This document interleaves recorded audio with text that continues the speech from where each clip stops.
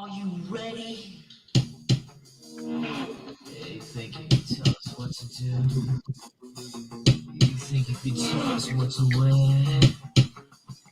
You think that you're better?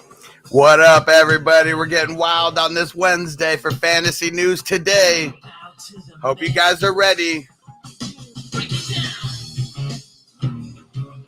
Damn straight, we're going to break it down. Oh, yeah, breaking the walls down. We got half of the Wednesday crew here right now. The other half will be in here real shortly, but I am the Fantasy Football Hustler. What up, everybody? And we got our on Wednesday, every single Wednesday, Fantasy Tyrant is in the building. What up? How's it going? Happy Wednesday. Happy hump day, everyone. Oh, yeah. And for those who don't know, I'm sure other people do this, but every time we go live on the news show here, we are literally multi-streaming on a bunch of YouTube channels, a bunch of Facebook channels, Twitch, but we're streaming on the Fantasy Tyrants YouTube channel. So if you guys are following me on mine, make sure you go over to his and follow. And we got a couple other savages in the building. He's here. He's in the building. He's doing daddy daycare, so sometimes he is a train wreck, but he's there. Our man Bogard Scott free.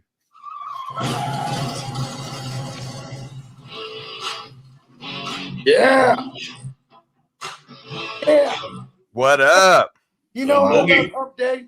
Because I got hella kids. He knows all about the hump day, yeah. For someone with 4 kids, hump day is every day. It ain't Wednesday only. What are these days you speak of? And since we're talking about humping, we might as well bring in the man, the myth, the legend, our man TD, who's repping Fantasy Good Sports.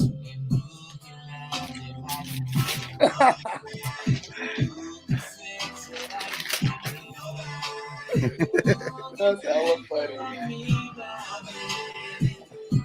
Nobody, baby. I love it. I love it. There we go. TD in the building. He's always going to come in better. Hide your kids and hide your wife. You better do it. TD is on the loose. I'm begging for it all. I want it all. As long as we're begging for those fantasy championships and we happen to get some, we are all about it. Yes, sir. Yes, sir. All right, so we are doing something new today. You guys have heard us talking about Super Draft Pro.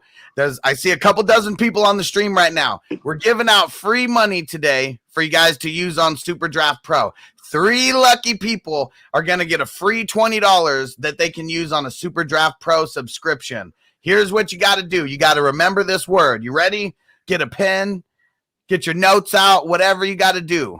Write it down. For you guys in the late 90s, early 2000s, you will remember this word because I know you've seen Jay and Silent Bob. So the word is snoogans. I'm going to throw it up on the screen here. Write it down. Take a picture. I don't give a fuck. Just remember it. Okay? Snoogans. Well, you don't know when we're going to do it. It's going to be sometime during the Q&A. It is going to be at a super random time. And whoever is the first 3 people to put the word in when I ask you for it, you guys are the one who's getting the free money that you can use for your Super Draft Pro subscriptions. It doesn't matter what channel you're on. Everyone here is involved. So whatever channel you're watching from, you'll be able to win. And JC Money Design said, can I play? No, because you already have an account, but you can tell your friends to get over here and get on here so you can play. Tell them the word and tell them to get on here and watch the stream because the whole point of people winning is we want someone who's on 100% of the stream, and we already know there's a bunch of people who rock with us for the entire show. Hey, when you told him right now that he can't play, he said, snoogin. And Chase, can all states participate in this? 100%. It is legal in all 50 states. It is legal in Canada. It's not anywhere else other than that right now. It is brand new. It will be one day, but anyone in America can apply. Anyone in Canada, you can win this money and you can play. Hey, look, bro, I made the phone call. We all clear. All states. That's the awesome thing about it, because there's a lot of states right now where you can't even play like DraftKings and shit. Like I'm in Oregon and they got some bullshit going on, and I'm blocked from that. But with this, yeah, I can get in it, get my subscription there. I get my my daily contests, enter them shits. Hey, it's awesome. It's like I'm back, baby. I'm back in DFS. I love it. There we go. And of course, JC Money Design on brand said, LOL, give me money.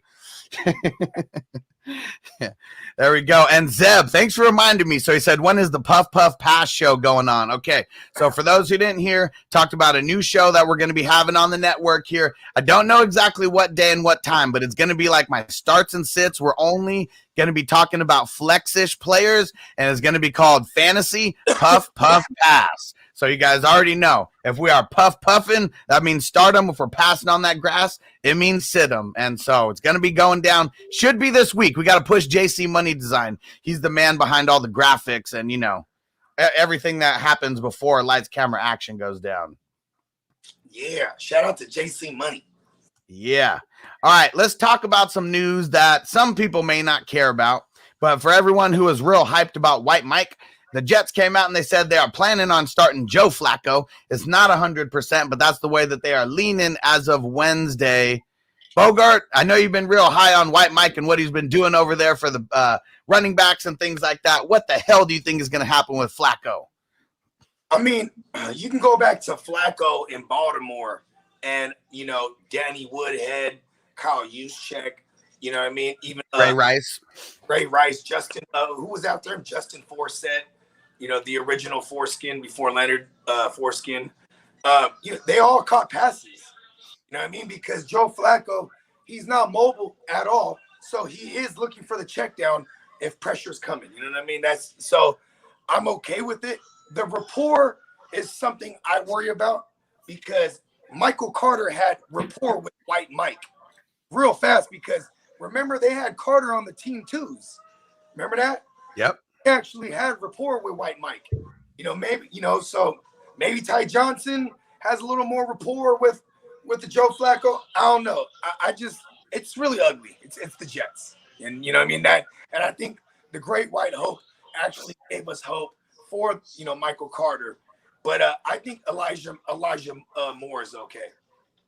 TD, I know you're all about that zero RB life. I'm sure Michael Carter and guys like Ty Johnson are guys that you got sprinkled in. You still playing them with Joe Flacco, no matter what? I love it with Joe Flacco, and I echo what Bogard said. Joe Flacco will check the ball down. He's not mobile. But even to go against my zero RB thing a little bit, Elijah Moore value has skyrocketed. Joe Flacco has still, right now, I still think he has one of the best deep balls in the league. Now, can he take your team to a Super Bowl? No, but he can air that ball out. And Elijah Moore, as soon as he got in the game, Elijah Moore hit a touchdown. He saved Elijah Moore week. So I believe with Joe Flacco being in Elijah Moore will get targets, and they will move him around and get him the ball from the slot, from the outside receiver, wherever. You don't have to worry about the number one corner. Long as Corey Davis is healthy. So I like Michael Carter, and I like Elijah Moore value with a stable Joe Flacco. Tyrant, give us your thoughts on the Jets. Who are you playing this week? Who are you avoiding? Obviously, we're talking about flex plays for most of these guys, but give your thoughts.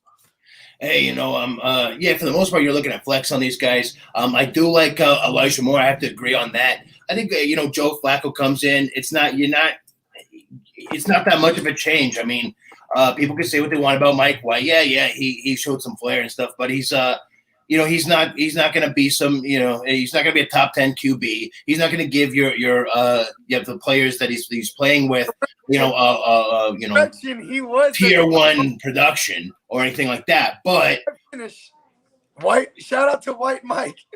I just want to argue and be petty.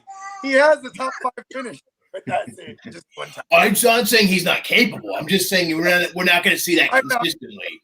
And you can't bank on it. But anyway, it doesn't matter because Joe Flacco's going to play. So, I still like Elijah Moore. I don't think you're going to lose much. I don't think you're going to gain much. I think really you're just going to still base it on the matchups themselves. And with Michael Carter going up against Miami there, I don't think it's a too bad of a start for him. I think he's going to probably get his usual like 12 to 15 thereabouts fantasy points. And I don't think, like I said, you're not really going to lose or gain too much either way. So I wouldn't change the strategy. Whatever you already were figuring you're going to do with these guys, just continue doing that. I love this this comment by Chase. He says, I could buy the Sticky Icky in Montana, but I can't do DraftKings. What is this shit? It does not make sense. But lucky for you, with Super Draft Pro, you are able to do it in all the states. So hopefully you're one of the people who win.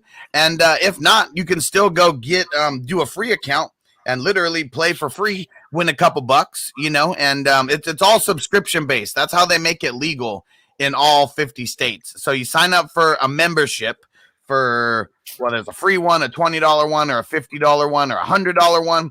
I'm on the $100 one. TD's on the $100 one. You know, it's just worth it. $25 a week, and it's 4 contests per day. Like it's dope. It's dope. You're definitely going to want to get on it. So I put the link in the description. You could still sign up for free right now, and then maybe you win at the end of the show. It'd be good karma.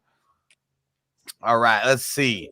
And so I'm just jumping around here. And Pulse Zero, what up, bro? Said Alvin Kamara practiced today too. Yes, he did. So for everyone who was thinking Kamara was going to be out a couple weeks, he still may be, but it's Wednesday. He's getting in a little bit of practice, so he's definitely trending in the right direction. Trending. That's all we really need. So we're not going to even speculate.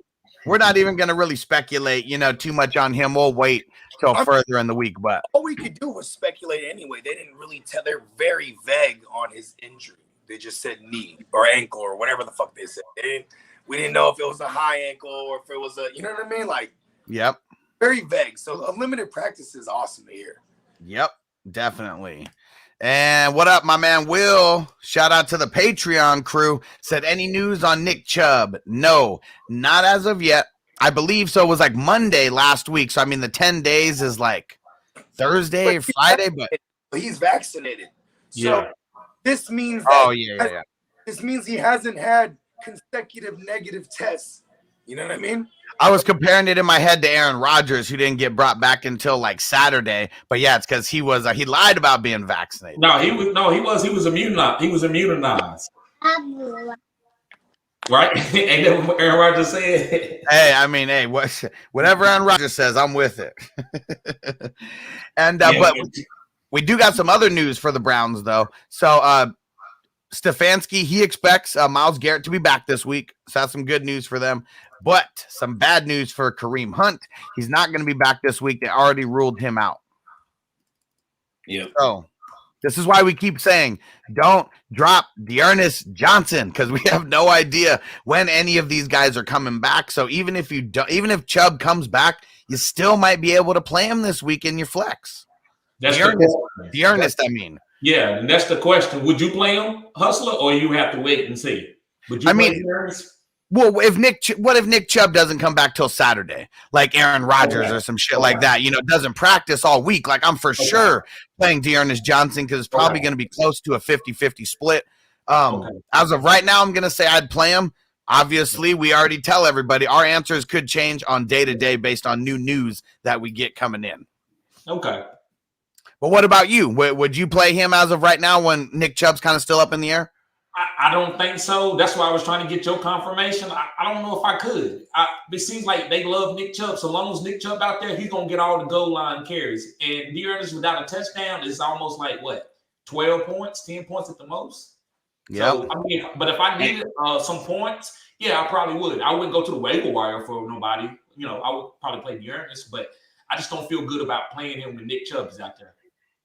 Like I was saying weeks ago, when you think of Nick Chubb and Demetric Felton, it's kind of like a replacement for or not Nick Chubb. I'm sorry, Dearness Johnson and Demetric Felton. It's kind of like a replacement for Chubb and Hunt, respectively. So if Chubb is playing, you're not going to see that much from Johnson. Mm-hmm. So I mean, you got to keep your eye on that. Otherwise, if he's out, yeah, definitely playing Johnson. Yes. But what I was seeing is they're still going through the protocol on that. No update for Chubb. Hunt's not going to play. What we were seeing with Hunt out and Chubb in is a little bit of Johnson, but not enough for fantasy viability. So that's what I'm thinking. Okay. All right. And real quick, before we get into that super chat, be with you in a second, Joe. All right. So Andrew threw it out there. 24 more subs to 1K, baby. That's for our man TD on Fantasy Good Sports. There's more than 24 people watching this live stream right now. So I'm putting the link to his channel right now, this live stream that we're doing right now. Do me a favor. Go over there right now and go subscribe. Let's get our homie to 1K on this stream right now. Okay, let's do it. Come on, guys. That's we a need big it. milestone, man. I'm a little bit more than halfway there. So I'm I'll go. I don't think I've actually subbed to you. So I'll go hit it up right now. And I'm gonna sub to you too, man. Hustle got me blushing over here and stuff. I appreciate it, bro. I appreciate that. We're going to get it there. It's happening on this live stream today. Right now, we're going to be here for probably another hour. We're getting him to 1,000 subs on this stream. And then we're all going to smoke real fat. Fuck yeah. All right. And Joe, good looking on the super chat. Joe, he said, should I trade Jalen Hurts and Brandon Cooks for Jamar Chase, Russell Wilson, and Mark Andrews? I have Cup, Deontay Johnson starting. So if you're receiving Jamar Chase and Russell Wilson and Mark Andrews, I think everybody on the panel here would say you should have done it already, and then you should have came and said, grade my trade, and you would have got an A+. Absolutely. Yes, sir. Absolutely. Do it now, and then come back and tell us that you did it. I do think that in some respects, Jalen Hurts can be a little bit of a buy low, but for what you're getting there, I mean, right now, Russell Wilson's stock is as low as it's going to get, and it's just going to go up from there. So, but Jamar Chase is the best player in that, and then you're also getting Mark Andrews, dude. That's a fucking steal. That's a steal. Yep. Hell yeah.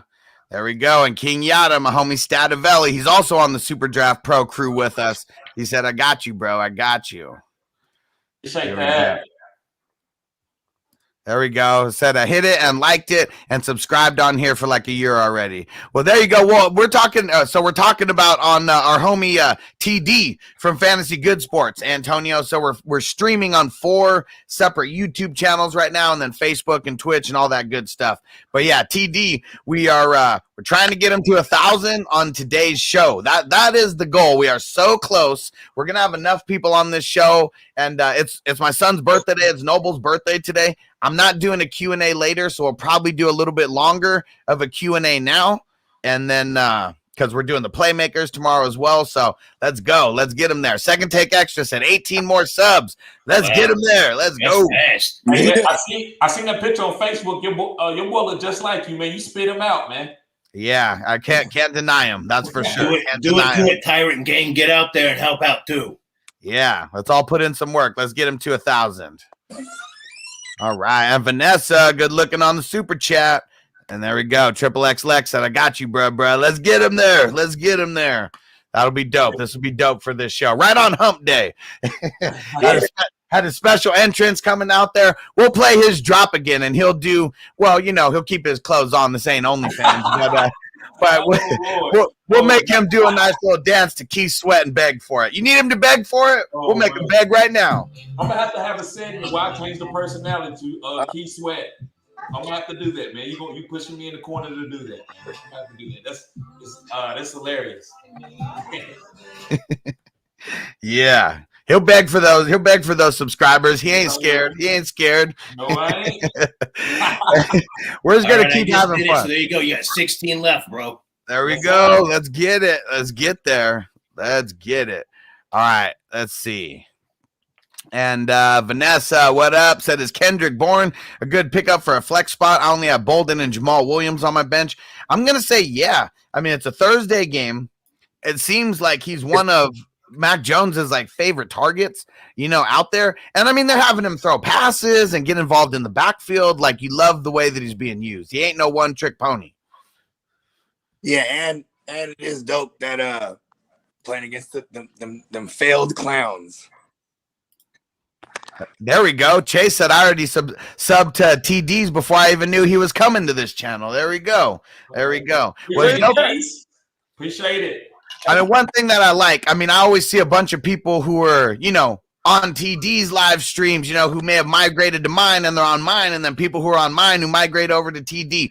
We're all friends here. We all create dope content. We all got good opinions and different opinions on stuff. So make sure you chime in on and all that's of the our exact point right there. Is that we don't all have the same opinion. It would be boring as shit if we did.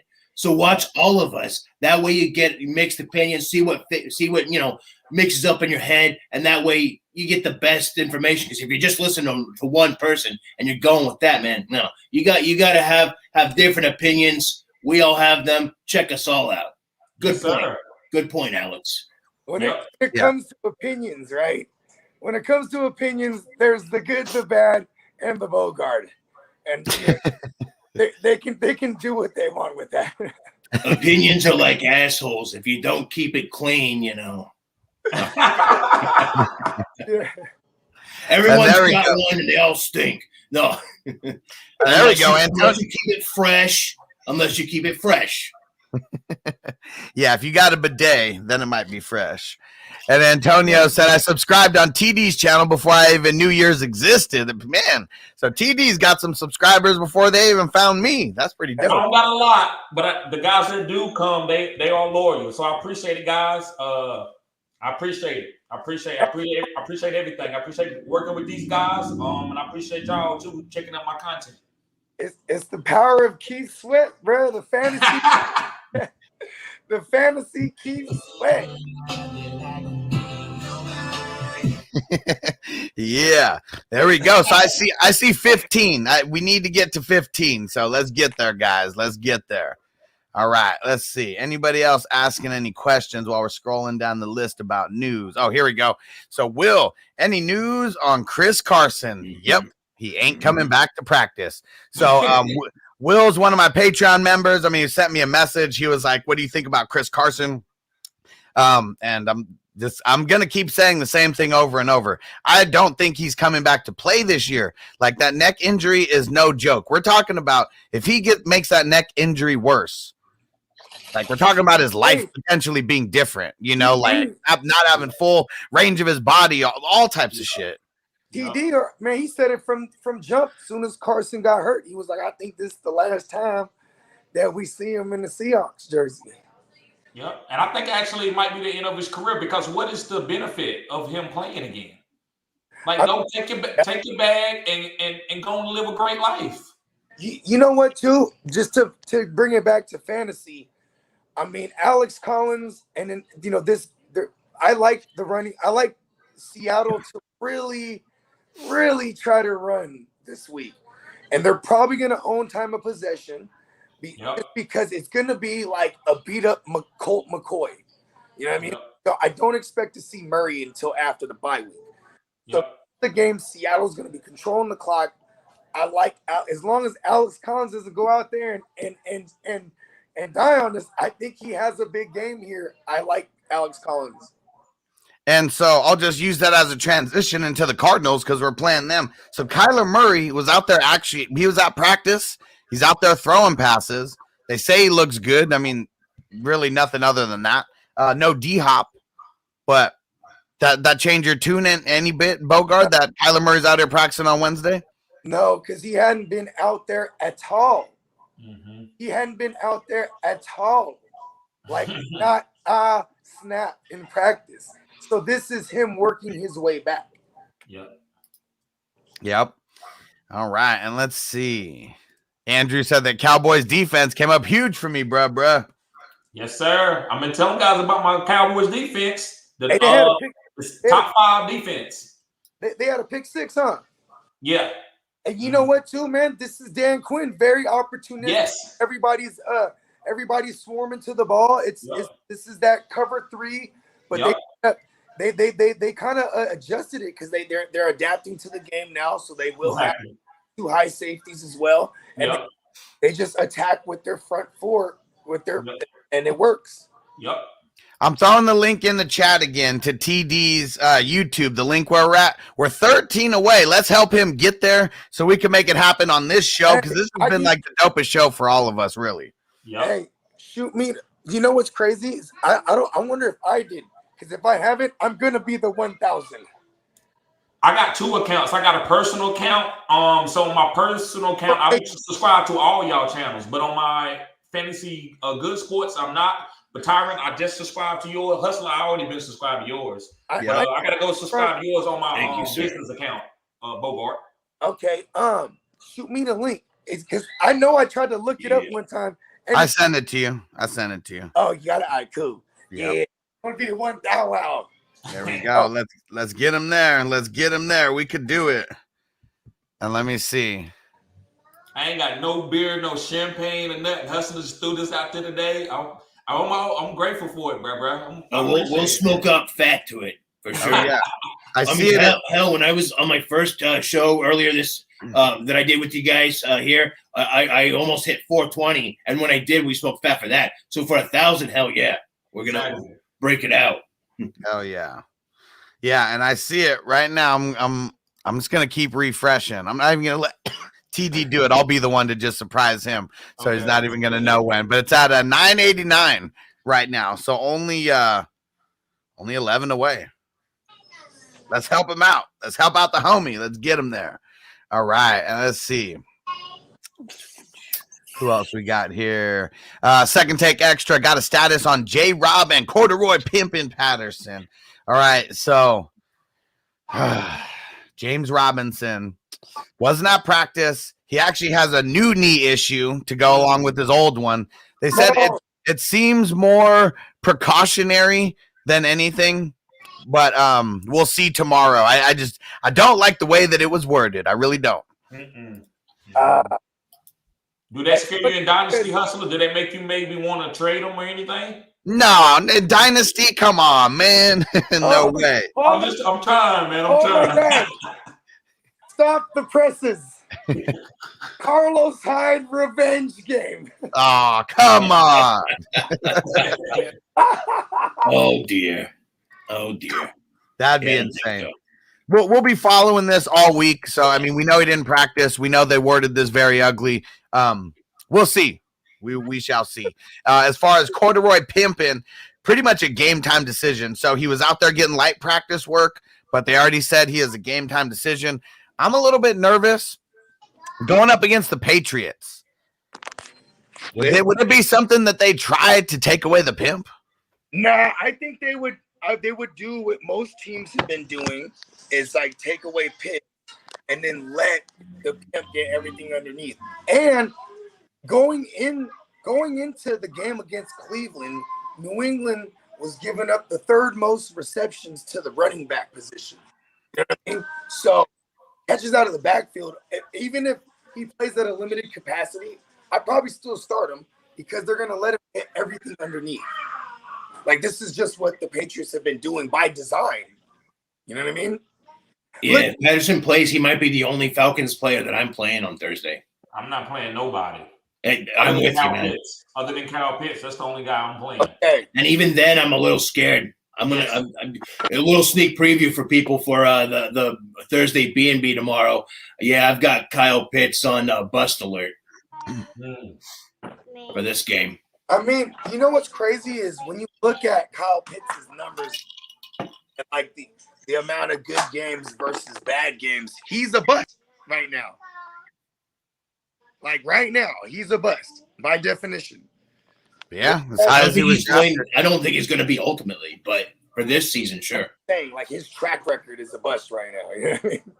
Yeah, so, and I mean, is Darren Waller? What would you call Darren Waller? It's about Darren Waller's a bust too because TJ Hawkinson, big time bust. Whether it's injury or production, I mean, our fantasy points don't know the difference. If it's not showing up, you're busting. You know what I mean? Like, but if you finish as the top 5, I don't know if you can call him a bust. That's what I'm saying in the position because there's only Travis Kelce is the only guy that. But here's the thing with tight end though. With tight end, it's so ugly. It's fugly. It's fugly AF, bro. That you can finish the top 5 and only played like 70% of the season. You know what I mean? Here's what I consider to be a bust for Darren Waller. If he's drafted as the tight end 2 and he finishes anywhere outside of the tight end 2, that's a bust, unless it's by a couple points, I would say. But if it's anywhere, farther outside of that, tight end 2, it's a bust for me. But it's such a wasteland that if he still finishes there because he has a great ending to the season, that's just kind of how the tight ends are. Like I pointed it out.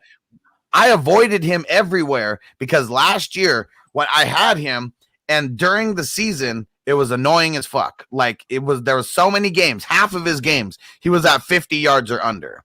And like that, literally like half of his games were 50 yards or under. No one believed me when I said that if they rostered him because all they remembered was the playoff gold that he produced for them. The beginning didn't matter. People will remember what they want to remember. And then there's also things that they can't forget. Like you just mentioned, how they finished, phenomenally for them in the playoffs. If he got you there, you know what I mean? If you were able to get there with that, type of inconsistency, but at the same time, like the tight end landscape is so naked that you're happy with what he's getting you. It just he doesn't have the upside or the floor anymore. So I just looked at it. He's number 3 right now in my league in full PPR. He's the number 3 tight end over George Kittle, Mark Andrews, and Darren Waller is number 2. So what you saying is very true. I just feel like everybody's so ugly. It's like the lesser of two evils. Everybody's ugly there, other than Travis Kelce. So I feel like, Well, what's funny is even the Travis Kelce, people who roster Travis Kelce because he had 2 bad games or whatever, they're tripping on him. Spoiled. It's because we were spoiled. You know what I mean? Yep. Hell yeah. With his 2 goose eggs, Mike Gesicki's still up in like the top. And on my league, I'm looking at he's like in the top 5. 1, 2, 3, 4, 5, 6, 7. He's 7 in my league in full PPR. He goes crazy. I'm not mad at what happened last week because he got 7 targets. Mike Gooseggy. Yeah. It's so clever, but it makes me mad because I lost by a margin of 4 points because of his goose egg. He couldn't just get me 4 points.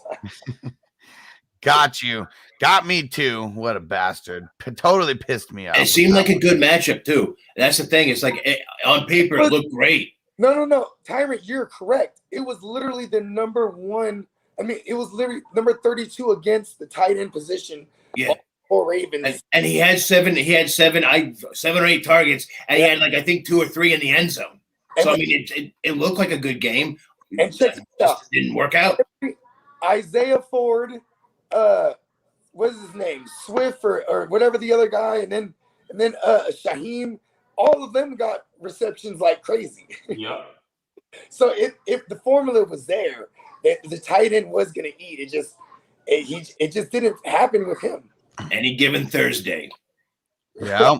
And King Marcelo, good looking on the super chat, thinking of trading Henderson for J-Rob and A-Rob. So you lost me at A-Rob there. So if you get a better player besides A-Rob, that's something I would be interested in, but I am a little bit nervous about what we heard today about his knee. A-Rob.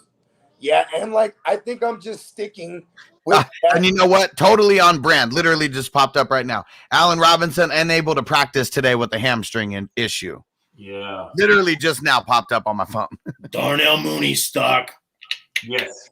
It's already stock. Well, you know what sucks? It's going to be A-Rob doesn't play. I think that makes Mooney's stock go down because A-Rob's getting the number 1, the number 1 cornerback just this week, for example. Let's just use this week.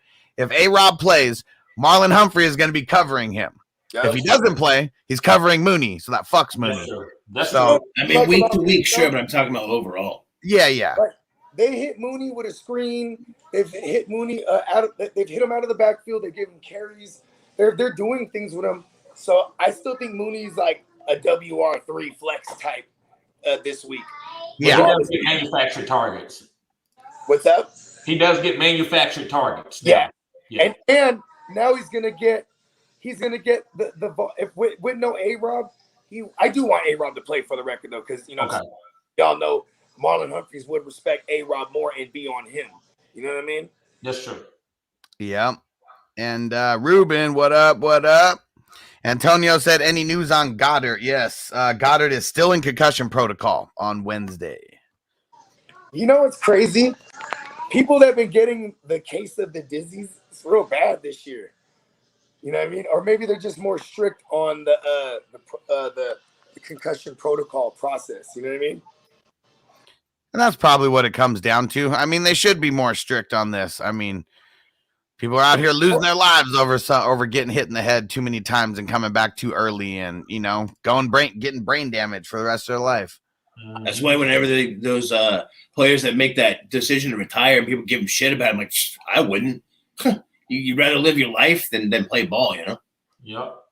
And these guys, I mean, some people, I'm not saying everyone, but like some of these guys, I mean, they can live for the rest of their life off their first contract that they get, no matter what it is. If they're savvy with investments, right. You invest. You don't just spend it all on a bunch of shit. Like, yeah. Let's see. It's just a lot of times these rookies get the dollar signs in their eyes, and they start buying the big houses and 100 cars and shit, and then shit happens, and fuck, they're screwed. I've seen it happen. Like it's sad story, but we don't wish for it, obviously. But Marshawn Lynch, I don't think he spent $2 million his whole career. Hey, but Marshawn, he's smart because, man, out here in the Bay, bro, we're just a walking brand. Like, yep. And that beast mode thing, like, bro, and then he has restaurants, like, anything he gives back to the community, and I feel like universal karma, like, he could just roam the earth and can never do any wrong, bro, because all he's ever done was right by him and his fams. You know what I mean? Mm-hmm. It's Noble's birthday today. Came in to say hi. What's up, bro? Happy birthday. Yeah. What's up, bro? Some people earlier were saying happy birthday, little hustler. And he was like, no, you're a little hustler. I'm the big hustler. Right. You know it. Tell everybody, say subscribe to TD's channel. You say it. Yeah, say subscribe to TD's channel. With my body. He's wearing a green shirt. Can't see his body. Okay. We got the green screen. It's just a floating head. Awesome. There we go. And Antonio said, happy birthday, little hustler. What you get for your birthday? Thanks. We're going to Dave and Buster's. You going to Dave and Buster's? You gonna play games? Yeah, I'm gonna. You like playing games? Excuse me. Yep, he's gonna have his birthday there. Hey. All right. Back to the show. Your mom's calling you. Mom's calling you. All right. Back at it. Appreciate all the love for everyone around here. All right. And we got for the Bucks. So Carlton Davis, he's getting closer to coming back. He's running at practice. Obviously, that doesn't mean much, but I mean, opens the window on him coming back. JPP practiced. Richard Sherman in a boot. And no sign of Antonio Brown or Gronk. No, we all whiffed on. A lot of us whiffed on Tyler Johnson. I'll tell you that. Yeah. Yeah, you know what? The formula got messed up because the equation for Tyler Johnson it involved no Chris Godwin, and then he pops up as playing. Like, damn it, you know what I mean? Yep, that messed it all up. What do you think, Bogard? I'll throw it to you first. When do you think Antonio Brown comes back? I mean, they've already had their bye week. They obviously don't really have a need to like rush him back. Let's make some claims right now on when we think he's actually going to come back. I need to know the schedule. Do you know? Can you pull up the schedule for like the? Because I think he comes back. To answer your question first, I think he comes back within this next month. I just want to see how many games that perhaps they can lose because they're going to beat the Giants. So we got here we go. Giants, Colts, Bucks, Bills, Saints, Panthers, Jets, Panthers. Back for that Colts game. So that's a big game. So that's next week. That's next Sunday. Yep. But also Tom Brady he got that NFL royalty where like he and everyone around him, they don't even got to be specific what the injury is. Like, what is his injury? He has an ankle, but what kind of ankle? Because they could have put him on IR then. They didn't. You know what I mean? Like, Really weird Yeah. how they didn't put him on I mean, IR. it's real Antonio Brownish. You know what I'm talking about? Hey, here's a little something though. He dropped a little hint on his Instagram. Mhm. Antonio Brown is saying fireworks soon. So you know, we'll see. And here's another thing too. Tomorrow's their Wednesday because they play Monday night. Yeah. Yep. Tomorrow's news for me will be more. It'll be more telling than what we would. I feel like he's out this week and has a good chance next week. That's how I feel. Yep. I think Tampa Bay starts struggling. They need Antonio Brown. I think the Giants has a good shot of beating him. If Tom Brady doesn't have a great slot receiver, he's going to struggle. Antonio Brown is the best receiver on his team, and he opens everything else up. And if they don't have him, I think Tom Brady can be exposed. And if you got a decent pass rush, you will be able to get to him. And that defense is they injured. You know, the middle guy, the deep nose tackle, he's out. Bates is out. So I think they're going to struggle a little bit, and they're going to be forced to bring him back maybe 2 weeks, I say. Let me put you on the spot, TD, because you put yourself on the spot on Monday Night Football, and you were the one who said 49ers were going to beat the Rams. He said what he said, and that's how the way it went down. But are you saying that Danny Pesos is going to go into Tampa Bay and duel Tom Brady? I like that you said duel. I didn't, because I ain't gonna say win. Yes, I said duel. Yes. I do think that. I think it's gonna be a close game. So listen, what's the point spread? I don't know the point spread, but if it's 10, you better take that 10 points. Even 7 points, I would take. Now 5-3, I don't know about that. But I do think they are a touchdown. They are less than a touchdown better than the Giants. Listen, do we have any news on Saquon? Or I guess it'll be the same thing. Yeah. Really? Because that's what I was gonna get into next. So other half of the ball there. So Devontae Booker, Sterling Shepard, they're on the side with trainers, and they said it's not really looking good for Monday for those two. And Joe Judge came out and said he's very encouraged by Saquon Barkley the way he looks at practice. He's playing. Because he should be back, and there's no Vita Vea this game. Yes. And Vita really he fucks that middle up. You know, he clogs it all up.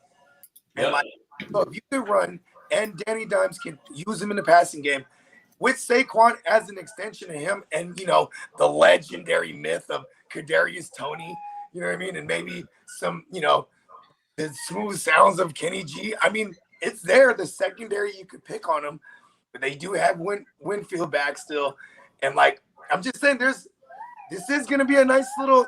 They're starting to match up because of the injuries. You know what I mean? And I just checked. Don't pick on Danny Dumbass at all. The point spread that I see on Yahoo, I know all the sports book vary a little bit. It's 10.5, and I think Kenny G's got a broken saxophone right now. I don't know if he's going to do anything against the Bucs. Yeah, I'm taking those 10 points. They just not getting to the quarterback. They couldn't get to Taylor Heineke. So why they going? I don't know. I think the Giants' offensive line is decent. So I think it's going to be a tight game, and you got a whole week to prepare. So I think it's going to be a really good game. Come on, everyone, help us get there. TD is almost there. He's like 7 away. All right, let's get him there. Hey, remember, I got the one in the chamber. I'm gonna get the one. So he is 6 away. We got to get 6 more. We got a bunch of people on this live stream, so we need 6 of you real savages to click that link in the chat. Hop over to TD's channel right now. Smash the thumbs up, smash the bell, and then hit the subscribe. All right, and then come in the chat and tell us that you did it. Hey, y'all ever fuck with the generic soda, Shasta?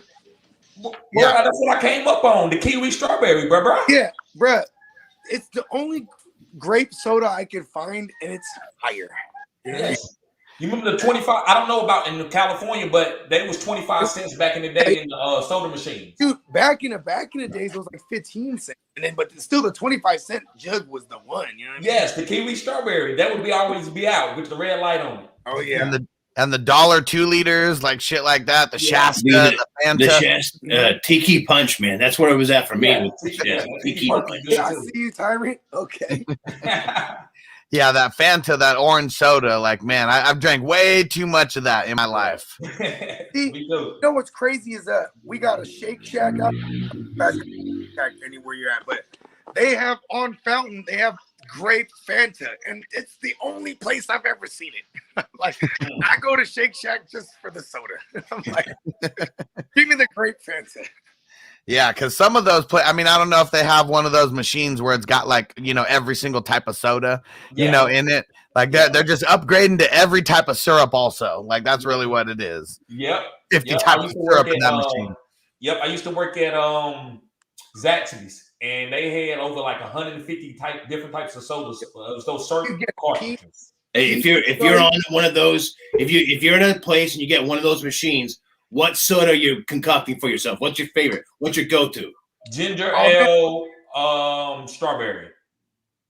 Listen, I'm like a vibes guy, because I like all sodas, man. Like I'll fuck with a root beer, I'll fuck with a cream, I'll fuck with a grape soda strawberry, I'll fuck with a kiwi strawberry.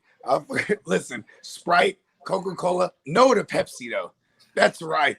You give me the blind test, and you know what's funny? I remember I'm going to an Arizona Diamondbacks game when I went to go visit my cousins, and they were doing the Pepsi challenge. You guys remember that shit back in the early 2000s? Yeah. They would set up around sports events and random things, and I took the Pepsi challenge twice, and I chose Coke. They hated me. Yeah. Check this.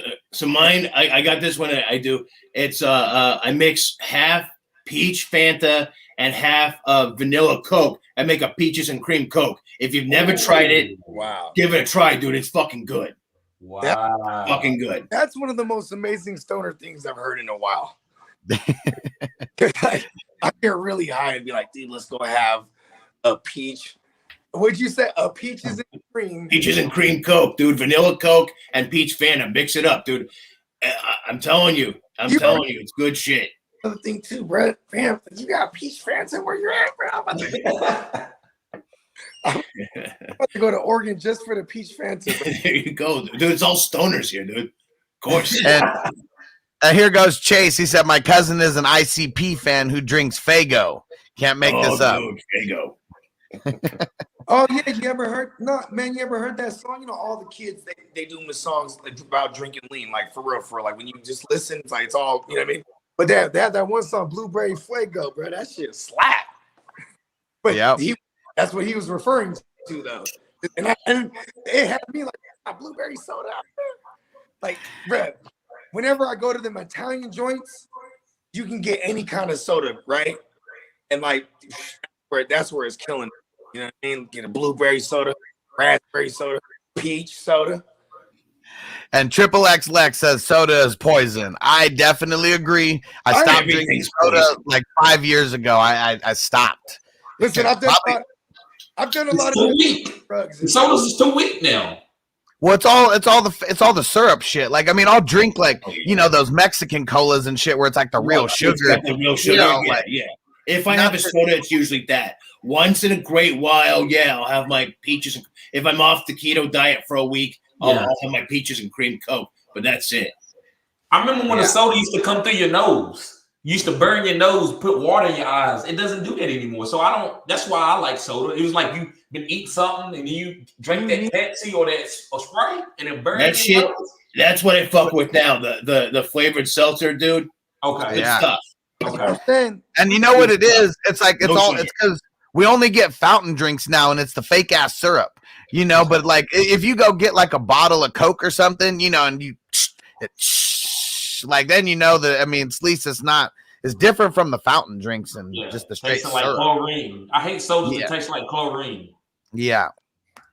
My man Dion, what up, bro? Getting that super chat in. I'm going to go get you that extra entry into the signed Darius Leonard jersey giveaway. Don't forget, anyone who leaves a $5 super chat gets an extra entry into the jersey giveaway. We're getting pretty close to 2,500. We are getting close. It is going to go down real soon. And he said, how serious is the new knee injury for Robinson? So we talked about it a little bit earlier. According to the way that they worded the article, well, not even the article, just what the beat reporter said, is they said it seems more precautionary than anything. but Thursday's practice will tell. Friday's practice will tell. And he said, I have Jones and Henry, but got sent this offer today. A.J. Dillon and Pittman for Robinson and Renfro. I don't even know if we should ask TD this because he's probably going to say take Dillon right away. But I am going to throw it. Hold on. I'm going to throw it to TD first because I know you like Dillon and Robinson. So I'm really curious. What side of this trade would you want? So let me see. He said that's Aaron Jones, right? He says, No. So, no. Well, I'm assuming. Yeah, I'm assuming Aaron Jones. Okay. So he says Aaron Jones and Henry, but got sent. No. Yeah, so the trade is A.J. Dillon and Pittman. He would receive that, and then he would trade away Robinson and Renfro. I don't know. So Dillon's going to boom for 2 weeks, but when Aaron Jones comes back, they will patty cake him and give him goal line touches to keep him into the game, keep his spirits up. He's no longer going to take a lot of goal line carries, but I don't know if that gives A.J. Dillon the monster ceiling to go ahead and make a trade like this. So I probably would hold off. And if you had a top RB1 and you was going to use A.J. Dillon maybe as an RB2 or a flex, and then yeah, but if he's going to be your best RB, then I wouldn't do that. I mean, I don't usually make trades like this. I mean, everyone who's been on this show for a while, I say if it's a running back and a wide receiver for a running back and wide receiver, it makes your team go from here to here. You know, like literally in the exact same spot. You're just going back and forth with different positions. So I would decline that trade, and I'd figure out a different way to get A.J. Dillon, maybe packaging up 2 or 3 players that doesn't include Robinson. Well, think about this. It's the 2 players that he's sending, they already had their bye weeks too. And like, so he has 2 weeks of Dillon, which is awesome. And he goes on a bye week. And then Aaron Jones should be back by then when they come back. Yep. So, but I am on the side of things that I think A.J. Dillon has solidified his role. And like, you know what I mean? Like they want to make the long run and the weather's getting cold. Yep. It's a lot more A.J. Dillon's because they need Aaron Jones right to make the stretch run in the playoffs. You know what I mean? Yep. And just what you said right there, Bogard, that's the only thing that will really kind of sway my decision is if someone's already had their bye week and I'm trading away someone who hasn't had their bye week. A.J. Dillon, you just said it. The players he's receiving, A.J. Dillon hasn't had the bye. Pittman hasn't had the bye. That hurts. You know, that's you getting, you know, that's two bye weeks for the same position is the way that I feel about it. You know, the running back you're trading away, he already had his bye week. Now at that exact same spot, you're about to inherit another bye week. I think you don't even really have to get like that much into it, to be honest. Let's look at it, simply. A.J. Dillon, he's not going to get as much work. Jones is going to come back soon enough. Yep. You know, Pittman, he's great. I love him. But, you're not losing that much between him and Renfro, and not as much as you're losing by going with Dillon over Robinson. I think Robinson also, he's going to come back soon enough. He's going to be fine. You're just losing too much, not gaining enough back anyway. And I think the panic probably sets in for someone in like this situation because Jones and Henry, those guys are out, automatically. So if Robinson ends up being out too, then he's completely screwed, needing, 2 running backs to fill. So I understand that, but don't panic. Figure out another way. I do think it's okay if you have Jones, you can play Jones and Dillon together. And I think that's fine. I've done that in a couple leagues and it worked out. So if you wanted to do it, that's fine. I just don't. To me, it's all about if that's your RB. If A.J. Dillon's go RB1 or Aaron Jones is your RB1, I don't know if I would do that. Let's see. Paul Zero, what up? He said, sorry, that was a good one. Said my baby was screaming. Might have missed the response. Should I drop Van Jefferson for Calvin Ridley in case he comes back? Okay. I was on the Calvin Ridley train pretty hard, and then I wasn't sure what they were going to do with OBJ. He's not taking a bump from he may. I don't think he's going to. I think he's going to stay the same guy, and OBJ's role is the one that's going to increase. Yep. No, it's like I still want to let go of Van Jefferson just like that. Like if he has an IR spot, I go drop a kicker or whatever, like something I can drop real quick. Go swoop on Ridley, throw him in the IR because he's in there for at least one more week, right? Well, a lot of leagues you can just throw him straight in the IR. You don't have to do that.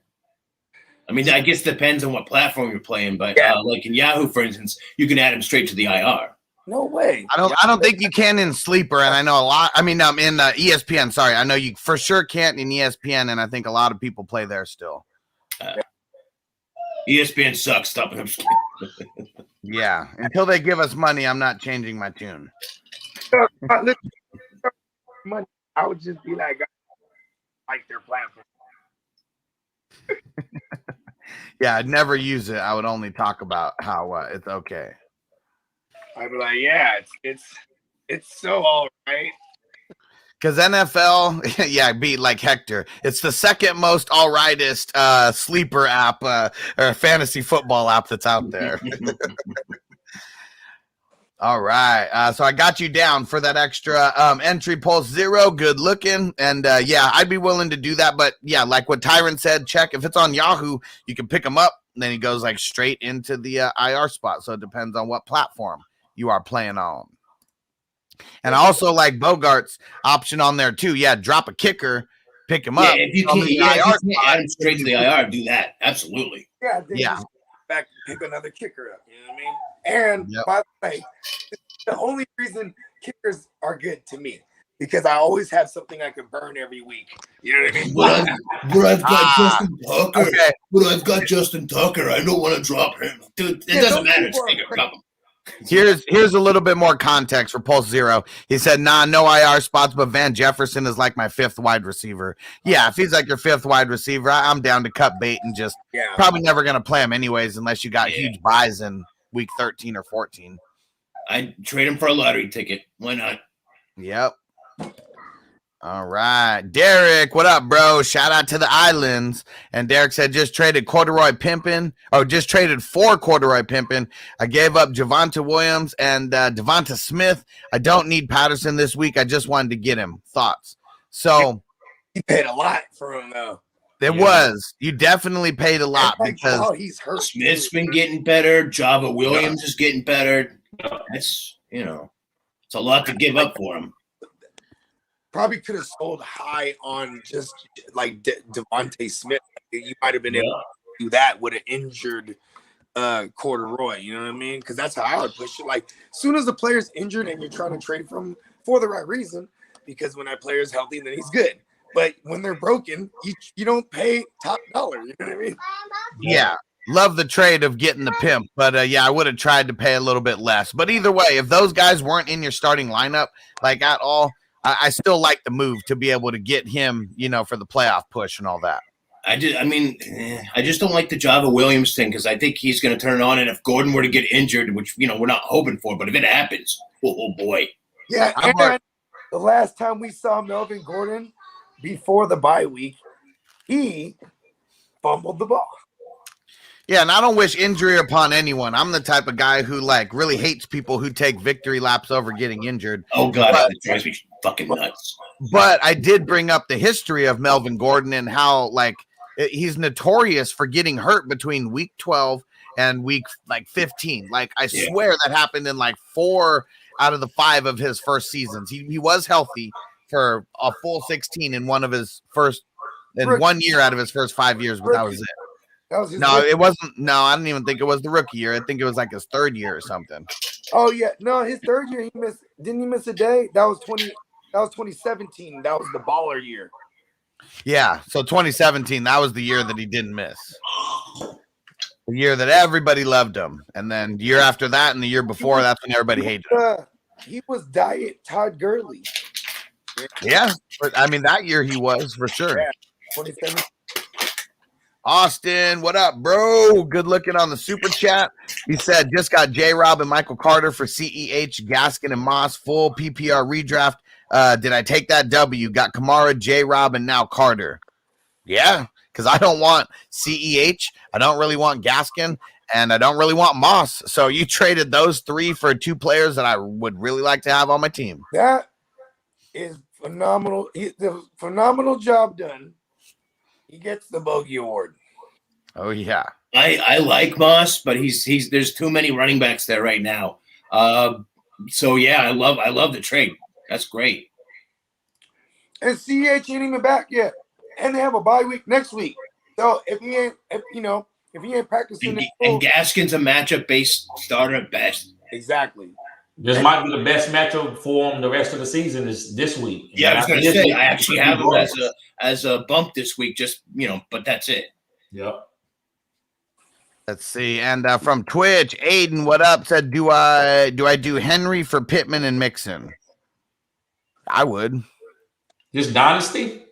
I'm assuming it's redraft unless they tell me it's dynasty. Henry, what Henry? Derrick Henry. They gonna trade Derrick Henry in a redraft? Do that like yesterday. There's a lot of people who are still because they're talking about week 15 being his target week to come back. Okay. I mean, if it's redraft, hell yeah, I'm doing it. But there's some people who are of the mindset that he's coming back. He's going to win people championships. So if I could trade away Derrick Henry for something like Pittman and Mixon, right now, I'm just going to take that. Yes. Redraft, yeah. Yes. Hell yeah. Mm-hmm. And that also would get you the Bogey Award. All right, come on, guys. 6 more subs on TD's channel, Fantasy Good Sports. Let's get them there. All right, let's get them there. And let me see. The only other pieces of news that we have is so Matt Rule, he says that Cam is trending towards starting this week. And him getting out there on like the first drive of the game, I think we all already knew that, but at least he reiterated it a little bit here. I didn't know that. I wish I would have known that. Oh, no. I didn't know that he was going to play at all last okay. week. I'm saying, like, after we all saw him come in and play, I think we all kind of knew that he'd be trending towards starting this week. Yeah. Yes. They said he was going to be active. As he said himself, he's back. Yep. In a high, squeaky voice, but he's back. Yeah. I'm back. It wasn't squeaky. I don't know why Bogard said that, man. It wasn't squeaky. We couldn't hear him. He was in a stadium full of thousands of people. I didn't say it was squeaky. I said it was high pitched. Like he was so joyful that he felt like a kid again, to the degree that even his voice reverted back to before puberty. And he was you felt the joy. And I know all of us, when we saw it happen, we felt the joy with him.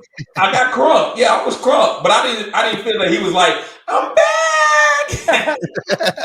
That's exactly how it sounded. That was like the best one I've heard in a while. Yeah, he was a couple shades below.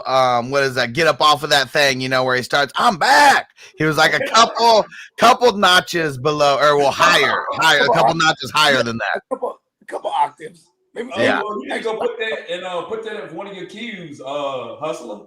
Yeah, man, Noble would like that too much because that's one of his favorite songs. Get up off your feet.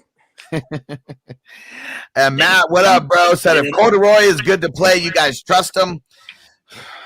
Trust is a very strong word, especially in the fantasy football world. He said, or would you roll with someone like Tony or Elijah Mitchell, Wilson? And cheers, by the way, fellas. Damn, like I hate Tony. I don't want to play Tony. Elijah Mitchell, he didn't practice today. We didn't really talk about him too much. Yeah. We're waiting for Thursday and Friday practice. We already knew he wasn't going to practice today. Yes, it's all about the Friday practice. If he barely goes out to the limited Friday, then I don't want to play that. I think with Elijah Mitchell and Wilson, I would try to wait to see what goes on with Elijah Mitchell and Wilson and make that decision. Because he's got the pimp playing on Thursday, he needs to make a decision by Thursday's game. And we will be back, Matt. We're gonna have some more streams before then, so we'll have more news about Corduroy as well. But I'm nervous about him right now. You know what? It went from like a speculative high ankle, and then he was limited, and then now it's a game time decision. Like I might. If he has another option like Mitchell, that's another one you have to wait down And then Tony, see, I don't like trusting Tony, but he's actually in a game where they're going to be targeted heavy. You know what I mean? Real quick, Bogard, you know that these pimps out here be some fast-talking, slick motherfuckers. You think Corduroy Pimpin' is going to slick talk his way into the game, whether he can play or not, and then just be kind of a decoy-ish player? I mean, I don't know. Honestly, if Patterson's playing, I got to play him. yeah, because he's just would hit the other guys he has. Unless you truly believe the Falcons are going to get 0 points. You know, I mean, someone's got to score some points. It ain't going to be Matt Ryan. It ain't going to be, I don't think it's going to be Kyle Pitts. I think it's going to be Patterson. If he plays, you got to roll with it. Is Patterson is going to, like, the running backs catch, they give up the third most receptions in the league, running backs. This is New England's defense. So it's like, and Mike Davis hasn't really been the guy. You know what I mean? I mean, everyone's rushing to pick up Wayne Gallman. Like it's the only thing that sucks is it's a short week, and I on the side that I don't think the pimp plays, bro. It's not looking good. That's all I'm going to say. On Thursday, I mean, as soon as I saw that news, I mean, that's why we didn't even talk about it on Monday, because there was so much speculation. But a lot I heard was Cat Williams when he talked about being shot. Pimp down, pimp down. Man, Corduroy, just get better. We need you out there. We need you out there. And Second Take Extra said Mitchell is expected to play, guys. I mean, it's all coach speak from Shanahan. So, I mean, I don't even think he used the word expected. It was something else that kind of sounded like maybe there was like a little bit of optimism or hope. But also, I think I would play Mitchell over Corduroy. But if he practiced like tomorrow and then Friday not full, but you just get the vibe that he's going to play, he's going to be okay, then maybe. But I don't like playing. I don't know, man. Atlanta don't seem like the offense is that good. I say Mike Davis, if they did score, Mike Davis could get a touchdown. Maybe the coaches just say, listen, let's give Mike Davis a patty cake touchdown. I just don't know about Corduroy Patterson if he's hurt, because he's dynamic. He needs to be able to run routes and do a lot of different things for this team. You know what though? I think they secret hate Mike Davis. Yeah, they don't like him. They don't like him. I mean, we're talking about someone who hasn't been a thing in the NFL since 2012, and they like kept him under wraps. Kept the pimp under wraps like the whole offseason. We talked about it. Gallman out touched Davis 15-4.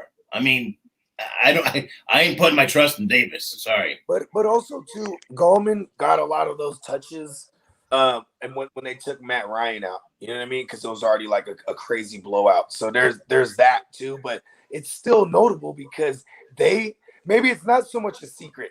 It's out. They hate Mike Davis. Yeah, they do. I agree with that. But if Corduroy's out, who you think they give it to? Wayne Gallman all week? I mean, all game. Wayne Gallman's more dynamic. I mean, look at he showed. I think it's a committee. Can we use a different word than dynamic, please? Can we use a different word than dynamic? All right. How about this? He's Mike Davis, but better. There we go. Okay. There we go. They can run. They can catch the ball and they can run. Yeah, he won games last week for the Giants. Wayne Gallman. Don't sleep on Wayne Gallman. He can have some good games. You let people sleep on him, but dude, he'll put together a 15 to 16 point game out of nowhere. He'll put him a dub. Like, no, I'm not saying he's gonna do that this Thursday, but when he was replacing Saquon, he was putting up dub every week. Yeah, the touchdowns. He was killing with touchdowns. Yeah, like come on, he got a nose for the end zone. He does.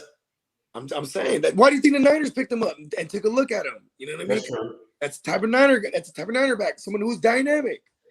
Wayne Gallman, you know what it is? Because back in the days, I was big on Wayne Gallman, but also at one point I was also big on a Rashad Penny. So you know what I mean? Sometimes we miss. You know what I mean? But I like Wayne Gallman. I just think. Mike Davis, when you pay someone money like that, he's gonna be the guy, and it just took him 8 weeks to be like, no.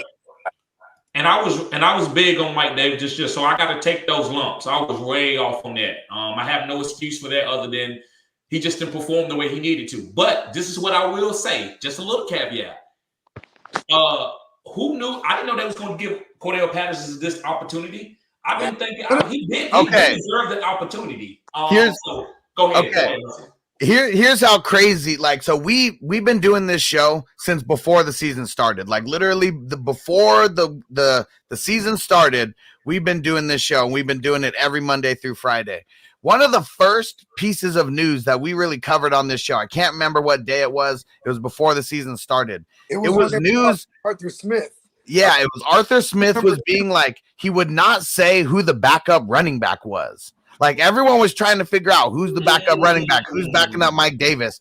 He would not say, but it was this big news about him just keeping this shit hush hush and under wraps. So we knew something was up. We knew something was amiss. So when Corduroy Pimpin' came out in week 1, like, we were talking about it like that next Monday, you know, because we literally talked about it that week before. And most of us who were on this, we picked up Corduroy week 2 waivers, you know, because of everything that we knew. So we didn't know until we saw that game, but we knew something was amiss. And that we knew they were just being too weird about all that. Right? Everybody naturally assumed it was Gallman because they just picked up Gallman the day we cut him. We cut Wayne Gallman, then they pick him up and ship him out to Atlanta. Here comes Wayne Gallman now. And everyone's assuming, like, oh, does he just step into the number 2? Even before that, it was Deontay Foreman there because he was with Arthur Smith and Hawkins and Small Hawkins too, the rookie Javion Hawkins. Javion. Yeah, Javion Hawkins. There you go. Javion Hawkins, right? And like, so it was like a whole cluster, but he wanted a running back in the system. We knew that. I mean, I'm not saying there was anyone there that was like Derrick Henry, but this is the offensive coordinator that just came from having Derrick Henry. So it's like you knew the running back's going to be emphasized. Yes. And you look at the pimp rose to the occasion, bro. You see all those names we just named? There was hella running backs there. Yep. It's insane. All right. So we're going to be getting to a couple questions and answers here. I'm just going to give a reminder for anybody who wasn't on the show. I'm even going to help you guys out here. Go back to the first 10 minutes of the show. I put a secret word at the beginning of the show for people who've been rocking with us this entire time. You guys know what the word is. We're going to be asking for that very soon. Don't put it in yet because you're going to spoil it. Don't put it in yet. We're going to be talking about Super Draft Pro here pretty soon. We need 3 more subs for our man TD. Come on. Let's get there. 3 more subs. I just put the link in the description. Let's get it there. We really just need 2 more because Bogard's got 1 in the chamber right now. He's ready to lock and load. So 2 more. Let's go. Do it right now. And we're going to talk about Super Draft Pro. First off, it's legal in all 50 states. It's fucking awesome. I mean, I know guys like Derek who are in Hawaii. He's not able to do it. Tyrant's in Oregon. He's not able to do it. I know I got friends in Vegas who aren't able to play DFS. It's legal everywhere. And I know there's some people like, oh, it's new. Maybe I won't like the way, like the app feels or the website feels. Guess what? They balled out. They got the exact same development team that developed DraftKings and FanDuel also designed this website and app, Super Draft Pro. So make sure you guys go get on it right now. It's subscription based. That's how you get it anywhere in the United States and Canada. Okay. There's a free tier. If you guys just want to go play, go have some fun, go get on that. Trust me, you will bump that up. I'm on the $100 tier. TD's on the $100 tier, and it's fun. And you're on the what? I'm on the way. I'm always late. Bogard's on the way. He's going to be there. It's dope. 4 contests every single day. And 2 more. We need 2 more. Let's go. Sometimes more, Hustler. I had 6 free ones the other day because they bought in the poker one. Yeah. And so 4 is just the minimum that you're going to get on that $100 one. I've already made like $140 in the last 2 weeks. My subscription's already paid for. Let's get it. Like this is easy money. There's only hundreds of people in these contests, not thousands, not tens of thousands, not millions. And it wasn't no fuck shit to cash your joint either, huh? Nope. Get an e-check sent right to you. All you got to have is $10 in that joint. Yep. That's it. $10, and you can just get an e-check just right to your email, print it out, deposit it straight to your account real quick. The e-bag, B. Oh yeah. So check this out. I'm going to give a little bit more of a description. It's Super Draft Pro. Everyone who's on this stream has a link in their YouTube channel description. So make sure you go click on it. Go do it right now, even if it's the free one. But minimum, I say get in on the $20 one. Spend a couple bucks. And we're going to be right back. And for those who are here and heard about the free money is coming real soon. Real soon. In a world where hope was fading and isolation was growing between friends, family, and fun, and people began to yearn for a better way to earn. Okay, we've had enough drama in recent history. It's time to reconnect, kick off the game, and play to win cash and prizes. Super Draft Pro is the official fantasy partner of Caesars Entertainment. Yes, that's Caesars. This isn't your grandmother's bingo night. Imagine the exciting chance opportunity of Las Vegas, only bigger, in the palm of your hand. And imagine the energy of the crowd and the love of your favorite game, connecting you and literally every single person you know playing daily fantasy sports, all while getting paid. This is Super Draft Pro, and you can stop imagining. Experience it for yourself. Simply download the Super Draft app and sign up by creating an account. Be a player, or be a coach building teams of players with a range of membership packages that suit your level of interest. And guess what? We know, and you probably know too, that this is a multi-billion-dollar industry with roughly 60 million people playing in North America alone. So, what's new or different about the Super Draft Pro that's actually a game changer? That's an easy answer. And I literally mean easy. The Super Draft app is super user-friendly, so playing is easy. So when you play, your chances to win can be easier than other traditional fantasy sports games. It's also set up to level the playing field with our exclusive patent-pending games, which allow you to pick the players you like and the players you trust. This is your draft, your way. See? This really is changing how the game is played. And it's even a game changer for business, because not only can you get paid to play, you can get paid when other people play when you become a Super Draft promoter by sharing the app. Making money doesn't have to be a grind. Turn your business based at home into your home-based playground, getting paid to play, having fun, wherever you are. Because this virtual model is high speed and low drag, Super Draft Pro plans to eventually capture the imagination of the world by going global with a simple, proven business that never sleeps. Join the fun. Play, get paid, and tell everybody. Download the Super Draft and Sportsbook app today. Available on iOS and Android. Super Draft Pro, rated F, UN. Okay, that's enough. You're done. Oh, yeah. So, yeah, go get involved. All of our links are in the description. It's super fun. Every single day we're playing. So, today, there's no football, but we got basketball, picking basketball lineups. Second take extra. Where are you at? I need some help with that lineup. So, the lineup that you gave me wouldn't fill everything. I need 3 guards. That's what we need for tonight. 3 guards, 3 forwards, and 1 center. That is the lineup that we got for basketball for tonight. And I got 4 lineups. 4 lineups. I'm going to delete some of your friends. Nope. All right. And let's see. Hey, I have shoes on. I can't get them. There we go. Second take extra said, yo, got you. Appreciate that, bro. Hey, I'm going to delete some of your friends. Hey, you relax. Not deleting anybody, mister. Yes, I am. He's hyped about his party, and he wants to go already. Yeah.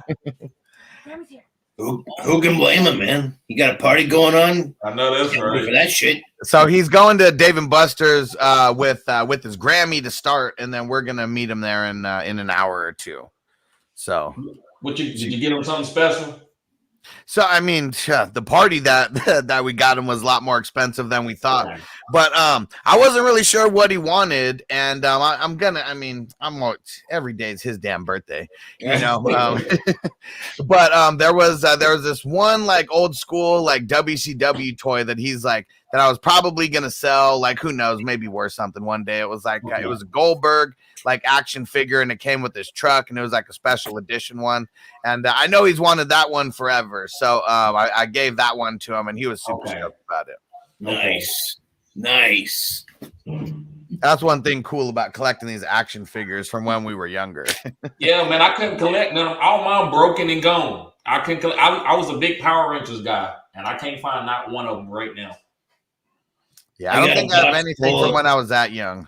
I got a box full of wrestling toys. I'm just waiting to unload that on my daughter when she's older. She's a year and a half now. We put on wrestling. She loves watching it. So by the time she's 3 or 4, she's gonna want to play with them shits. And I'm like, here's a whole box of them.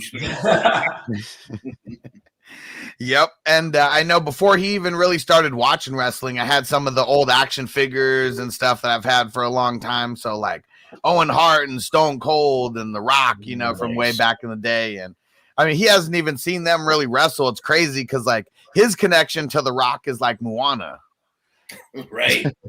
Yeah. So that's like really insane to me, is that was his favorite movie when he was 1. That was the first movie that he would sit and not move through when he was like 1 year old. And so just insane, because when I'm 11 and 12, I'm listening to The Rock, just be a savage on the mic in WWF. And like, yeah, now he's just a cartoon character. My son doesn't really even know the face behind the cartoon. And let's see. Whoa, why is Hollywood questionable? Man, Hollywood is always questionable. Oh, yeah. He's probably just limited at practice. Like it was nothing even worth mentioning. It wasn't even brought to the table for me. Ed Tay said, any news on D Harris? I believe he's off the injury report, so he's going to play. So everyone who was like going crazy about Ramondre Stevenson, not saying he was a 1 week wonder, but Harris is the main dude. Yep. He's going to be the main dude, but, still pick up Stevenson because, first of all, if Harris goes down, boom. Even if he doesn't, Belichick could change his mind and just flip that shit around real quick. Yep. You never know. I mean, Stevenson's going to be worth something. Yeah. So, Hus, let me ask you this. Would you play Dearness Johnson or Ramondre Stevenson? If Chubb I guess what sucks if Chubb and Dearness play. So a lot of it would really come. I mean, I guess we would have to know by tomorrow, really, to make a decision, on something like that. That's what would kind of suck. And I think he ain't practiced enough. If everyone's healthy, I'm going Stevenson. Ooh, Harris. Yeah, he's practiced. He practiced since Monday. Did he? Okay. I heard he was out. I'm sorry about that. I thought he was. No, it was what's it called? Limited practice. And then yesterday he was trending in the right direction. Then today on Wednesday, now he's not even on the injury report. Okay. All right. Okay. No, he's good. So he'll be good to go. But I mean, if everybody's healthy, I'm saying Stevenson. Okay. So wait, Damian Harris is healthy, you said? Yeah, he's off the injury report. He's good to go. Yeah, then I think I think it'll be a bit of a three-headed backfield, but I think Damian Harris probably get 50% of the work. So here was the question, and this is a really good for the puff pass fantasy puff pass session. Is we'd have to do it before Thursday though. Or on Thursday, Dearness Johnson or Stevenson, and this is assuming that Chubb plays. Oh, this is assuming Chubb plays. Man, I'd probably go Stevenson. The matchup is lovely. Oh, yeah. And I like the Patriots. They're on fire right now. They ripped off, was it 4 straight? 4 straight. So, and they're, the fire's still burning. They're going to go in there and tear that thing down. And there's going to be a lot of, there's going to be a lot of running. Like, listen, I'm not saying they're the Jets, but when they beat up on the Jets, every single running back went crazy. So I actually don't. In this case, I'm going Ramondre Stevenson. So I just try to think of the range of outcomes. Like we already know there's going to be a bunch of range of outcomes. We try to think about it.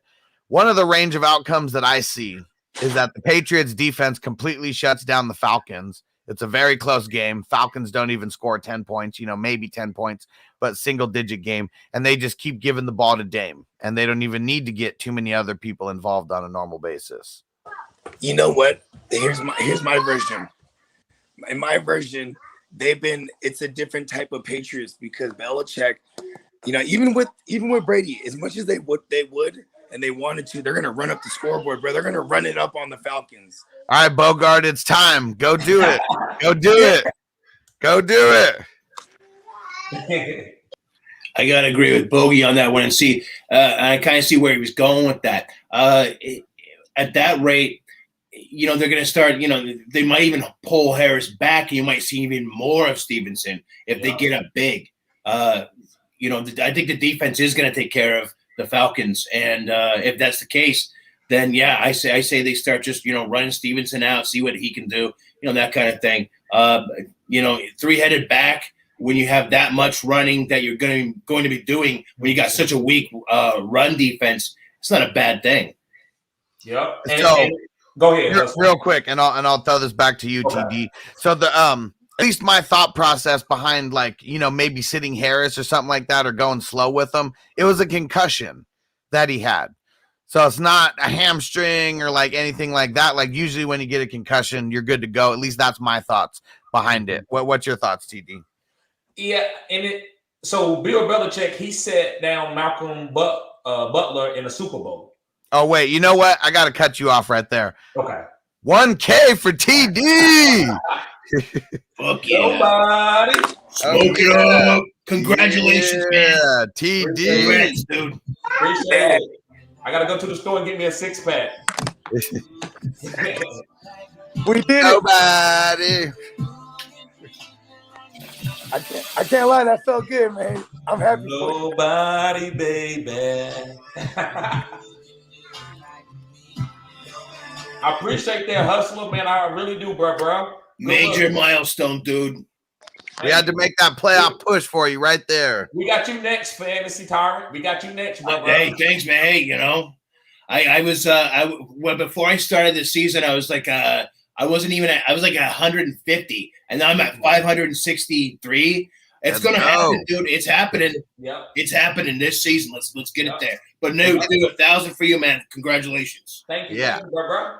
It can happen by the end of the season, that's for sure. Especially the steam that you're building. We're gonna be collabing a lot more, and everything that I got going on right now. I just want to do more shows where it's we're multi-streaming on people's channels, because there's really enough for all of us to eat. I mean, everybody eats. We got 6 billion people in the world. There's people who are gonna chime in on other people's channels and not on ours, and that's cool. I don't care. We just all want to get our face and our voice out there as much as possible. Yep. And the subscribers doesn't really subscribers is what people need to move their channel to the next level. The views is for everybody. You're not going to hurt. You can't take away nobody else's views. So like I said, I appreciate that hustler and Tyrant. We're gonna do the same thing for you, and I appreciate you too, Bogard. You had the gun and you had the last bullet, bro. Yeah. There we go. That's big time, man. That's big time. Everyone throwing the congrats in there. And I know last year, last year was when I hit the 1,000 subs and almost felt unreal. Just always a grind to get there. The first 1,000, anybody who does anything on YouTube, really any kind of social media, anything, first 1,000 is the hardest. It is.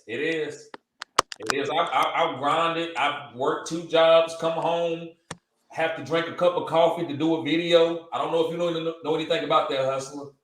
I just smoke weed, and if I fall asleep on my videos, I'm just on brand. See, that's the difference, man. See, y'all, that's all I can say, man. I gotta go. I gotta move places. Yeah, man, we gotta get you out to the West Coast. Yes, man, sir. they already knew what was up. Everywhere on the West Coast, completely legal. Doesn't matter where you go, whether it's California, Oregon, Washington, you're all in the hood. And just listen, man.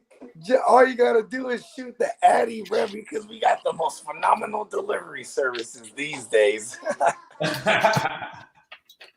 All right, and then I think now's as good a time as ever. So we're gonna do it. Don't forget, 3 winners right now. Throw the secret word, what I said in the beginning, in the chat. The first 3 people to put the secret word in there, you're getting a free $20 that you're gonna be able to use on the Super Draft Pro. And what you're gonna do, so you have to go sign up. You put the $20. You send me the screenshot. I'm literally gonna cash app you. I can't do Venmo, but if we need Venmo, we'll figure out a way to get it to you either way. And and we got it. So Matt got the first one. Antonio got the second one. Chase got the third one. There we go. All right, and let's see whose channels those were on. I know Snoogans. I think that was yours. Okay, so look, so everybody was on my channel here, and you know what I'm gonna do? If everyone's gonna sign up right now, I'm gonna do it for those first 5 people who got it in there. I'll give you each $20 for going and getting signed up. And you know what? I'm even gonna do it for Frank. There we go, because everyone literally sent it in at the exact same minute. Everyone sent it at the exact same minute. So here's what you got to do. You got to go get signed up on Super Draft Pro. You get signed up on the $20 subscription plan. Okay. You send me a DM. I mean, most of you guys, Antonio, you already know where to DM me. Frank, you already know where to DM me. Everybody else, just go to fantasyfootballhustler.com. Hit me up on Facebook, Twitter, Instagram, one of the two. You could go to Discord in there. You can go get in the Discord and you can message me through there. But go ahead and do that. Everyone who threw it in. So the 6 people who threw it in. So Toby, he also threw it in. I believe this is on TD's channel. So that's the only one that came in on TD's channel. So it's up to him if he's going to do that for you. But we were talking about it a little bit before. Let me see, Toby. I don't see Toby over here, Hustler. Oh, you know what? He said Snoogans, bruh, and I guess it was on mine. But he said bruh, and I just assumed that was on your channel. Okay. So Toby, you may be in a little bit of luck. Just go ahead, just shoot me a DM. Shoot me a DM. We'll figure something out here. All right, Chase. Yeah, hit me up on Twitter. We want people who are fucking with the show. Yeah. And everyone here who's been here for 100% of the time, I'm gonna do a little bit to give a little bit back to you guys and get you guys involved with this, because I know more people are gonna win money when they get on here. Yep. Hell yeah. And Matt said I got to get that Discord. Yeah, hell yeah, man. So shoot me a DM. I mean, I swore I gave you the link for Discord. It should have been in there when you signed up as a YouTube member. But just go to fantasyfootballhustler.com. Go shoot me a DM. I'll get you in Discord since you signed up as a YouTube member. All right, here we go. We're dumpster diving here. We are dumpster diving. Who wants to go first? Start Freeman or Foreman? I'm always go with Freeman. I love Lamar Jackson running backs. It's easy for them to score if they get in the green zone. Like last week with Miami, they didn't get in the green zone. But I'm gonna just say Freeman because I still think AP, and I call it patty cake carries, where you get in 1 yard line and they give it to him. So I still think Adrian Peterson is going to get those type of carries. So I'll go with who was the guy? I'm sorry, Freeman. I'll go with Freeman. Now, who before anyone else chimes in next, Latavius Murray was at practice today, limited. Yep. Still don't know anything. It's Wednesday, but being limited, we assume he's trending in the right direction and coming back. If he's getting a limited practice in on Wednesday, chances are he's going to be playing. And if that's the case, then I'm going to go with Foreman personally. When you look at everyone was talking about AP or McNichols, and really it's Foreman that was getting more touches than them. And I think that continues. I think that Foreman, it's a mess there. I'll say that. But I think, I just barely really over Freeman. I think with Laddie Murray coming back, though, you're going to see a lot less from Freeman. If you heard, they also dropped Lev Bell. So, yes. That's that maybe gives a little bit more to Freeman. But I think if Latavius Murray is back, he's going to be back in full, and I'm worried about that. I like Foreman a little bit more. What, man? Real quick. Second Take Extra said, TD, you going to do a 1K sub live stream tomorrow? It depends on what the guys with Bogard and Hustler got to do. They probably got streams, so I'm planning on maybe Saturday. I think they might be free on Saturday. Oh yeah, I'm good. So it's up to y'all guys because I want to bring you guys on and Iggy and one other person. What time? What time? Go ahead. Hey, what time are you? I don't know what time would be good for y'all. What y'all got going on Saturday? Because we got a show at 9:30 your time, so if I could do anything before that. You know what I mean? Yeah, we'll go before that. We'll say that'll be 6 o'clock for y'all and 9 o'clock for me. Yeah, and then come, join us on the Playmakers right after. Yes. Okay, that's fine. That's fine. We can do that. Oh There yeah. we go. In full swing. And Ed, there we go. Any news on Sterling Shepard? Just that it's not looking good. Just that it's not looking He's good. on the sideline. Yep. Oh, and going back to that question, what was the Freeman or Foreman? I'm on the Foreman side of things, but either way, it's going to be trash. I kind of don't want either parts of this, but if I'm just guessing, I'm guessing Foreman Against the Texans, though, I mean, it's a good matchup if he gets enough carries. Revenge narrative. Let's go. Hey, there he goes. Yeah, good point. Yeah. Oh man, it's going to be such a trash narrative for him. I like it. More, but I'm more confident in DFS. You know what I mean? And it's man, with Foreman, they should be whooping them up. So I think the running backs actually get 10 to 12 carries. You know what I mean? Mm-hmm. Pearson and Foreman. You know what I mean? And I think Whoop that trick. Yeah, and McNichols is someone you don't want to play because this game's going to be one of those, it's going to be one of those games they're just whooping, bro. I mean, he's nothing more than a flex in 12-team or higher leagues, or than, like you said, in DFS for me. But, I mean, he could be a sneaky play. Yeah. All right. And Steven C., good looking on the super chat, bro. I got you down for that extra entry. He said, pick one, double-barreled Darryl, Damian Harris, Ayuk, Beasley. In case Harris is out, I have Stevenson to put in the mix. Harris is going to play. He got a full go at practice today, and that's where I'm rolling. If this game wasn't a Thursday, I would say play both Harris and Stevenson because they're going to eat, bro. Mm-hmm. So no matter what, you think, I mean, I just don't want to. I don't want to recommend it because I don't like getting way behind on a Thursday. This is the game script I see. You know what I mean? It's kind of one of those do as I say, not as I do type of things. You know what I mean? I would take Damian. He's the number one. I think really for me, it's between Harris and D. Will. And I think, up against the Dallas Cowboys D, they've been really good against the run lately. And so I'm a little bit worried about Williams there. So I'm giving it, and it's a good matchup for Harris. I think I get the slight lean toward Harris on that one. Do we have any news about Clyde? Because if Clyde's not coming back, this, I do expect a big game. That should be a high point total game. You know what I mean? But I'm going to take the side of the Patriots are going to be whooping up and just eat the clock and just moving the ball in every which way because that defense sucks. Last I heard from Andy Reid, it says there's a chance that they're not going to activate him until after the bye. Yeah, see? That's what I'm hearing. And I'm leaning that way. I feel the same way. I think Williams does play. But I do think that it's I against Dallas D, I don't trust it as much. Slight lean toward Harris still. You know what? All things considered now, I do like D. Will. He's gonna fall into 5 or 6.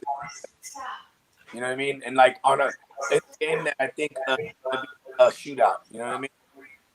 Long CEH is out. I'm going Darrell Williams. It's rough, but with this Kansas City, you got to stop those weapons, and it just leaves Darrell just to get touchdowns and get catches like he did last game. So I think Darrell is the safest play. Yeah, we everything we've heard about CEH right now is all speculatory. Nothing set in stone or anything. And yeah, their bye week is next week, so it just makes sense that if he's not close, if he's not back to where he needs to be, now you sit him out for this week, and then he's got, and a whole other week, to get back for. And if they would have lost, maybe that's different, but I don't even feel like Clyde is doing anything to make their team that much better anyways. So better to get him back to 100. Yeah. Let's see where we at here. I used to love Clyde so much and what he could be, and now I just kind of think he sucks. How do you not produce with Patrick Mahomes? You know what I mean? And second take extra. Now you're confusing me. You gave me 2 lineups. Which one's better? Because I was going with whatever lineup you gave me. I was just putting that for all 4 of my contests. I got them both screenshotted to my desktop, though. You tell me, bro. You tell me. And everyone get those lineups in. Basketball, you got to have them in by 4:30 Pacific time. So don't forget about that. So there's still a few hours before that, but hour and a half or so. Let's see. A couple more questions and we're getting up out of here. Appreciate you guys tapping in on the show. Appreciate you guys who ended up winning the Super Draft Pro, the free money that I'm about to give you guys. Appreciate that for you guys tapping in for the whole time. And appreciate everyone who helped TD get to 1,000 subs on the show. Fire. Hell yeah. 100. Hell yeah. Let's see. Trying to find a few other ones. And Ben the Rockin' Canes Willis. What you talking about, Willis? And said, hey, I picked up Damian Harris today. Fuck, you picked him up today? Like, nice. Do you think I should start him versus the Falcons? It depends on who you got, but I am leaning a heavy yes. Yeah, I mean, if you picked him up, if are you in a 6-team league, in which case, who else are you starting at running back? Yeah, we have to know who else you're starting at running back, but yeah, I'd say it's a good play, definitely. Oh, here was one that I missed. Second take extra said Cam or Russell Wilson, and it's so crazy that Russell Wilson's kind of fallen that far from grace already, just in one bad game. He's going back home this week. It is versus the Cardinals. And I kind of want to start Cam. Man, that one's tough. I mean, no Chase Young. You know what I mean? It's just, is it what's more reliable right now? Like 75% Wilson, or perhaps limited capacity knowledge of this new playbook, Cam Newton. You know what I mean? It looked like his limited knowledge didn't give a shit when he was on the goal line and just ran it in. That's what I'm playing Cam for. And he got CMC to get him down to the green zone. Yeah, I like it. I mean, because for Cam too, that's all instinctive, right? You know what I mean? Hell yeah, give me the ball and let me run, find the hole. That's it. Get behind some blockers. Yep. We're going Cam Newton. What about fuck Russell Wilson? Oh man, Cam, he's back. He's back. Mr. Unlimited, my ass. Well, no, I mean, I really just think, TD was talking, when we were talking about it on Monday, if his finger can't move, it just like, that bring it on. He needs those spirit fingers. And if one of those fingers can't have the full range of motion that he needs it to have, it just messes up his ball 0.5%, 0.33%. It doesn't matter. That's like the difference between Russ and an average quarterback. Yep. But see, my point is that means you're telling me there's a limit, Mr. Unlimited, my ass. And you're also telling me what his middle finger has lost its spirit. Yeah, I gotta see it from him. I gotta see him get back into, I gotta see him cook up again. Because he wasn't cooking last week, and until he starts cooking again, I ain't starting him again. Yeah. Sean Walton is their offensive coordinator. He's a product of Sean McVay. He was Sean McVay's OC for the past couple seasons. And what I don't get is if you have Tyler Lockett and DK, just scheme them up short and let them. Exactly. That's what they did with Geno the week before. Exactly. I agree with that 100%. And listen, man, if you want DK in our dynasty league, you come make an offer for him. Okay. Way, bro. Okay, we'll talk. I got Elijah Moore for you. All right. Okay, we'll talk. We'll see. I might, I'll have to get something more than just Elijah Moore, but I know. I'm just saying that. I got you. I'll see your DK with Elijah Moore. That's a good question. DK Metcalf or Elijah Moore in Dynasty? Yeah. No, that's the starting point. One. It's the starting point. It's definitely going to end up that. It's going to be more to it for sure. Of course. And Triple X Legs, dang, yes, we did do the secret word. We did it 10 minutes ago. Sorry, bro. It's not going to be the last time I do it. I'm going to mix it in randomly. here and there. It'd just be a cool little incentive. It's not always going to be on this show. It might be on a Q&A. We may only do 2 spots. It may be on one of the late night shows. So you just got to tap in. It'll be something I'm going to be doing on a normal basis. I want to give back, and that's one way I can give back to you guys for sure. All right. And my man Frank, Big Frank, said start Freeman, Collins, McKissick, Wilson, or Stevenson. Fuck. I think I want to go. I want to go McKissick and just hope there's a grip and check down work again. He didn't really get a lot though. That's the thing. Yeah, I might have to go with Collins. I like Jeff Wilson, bro. I might have to go with Collins. Yeah, I agree, Petey. I'm liking Collins out of that bunch. It's close. Stevenson probably might boom. Knowing Bill Belichick and knowing that, hey, you play good and you play the way you did, rookie, I'm gonna give you a shot. Bill, it seems to me that he would make that move, but we talking. I'm gonna give you the safe play. The safest play to me would be Collins. Well, it depends on what happens with Mitchell, but I'm seeing him trending toward playing. So, obviously, if he doesn't play, I would go Wilson. But with Mitchell playing, yeah, Collins.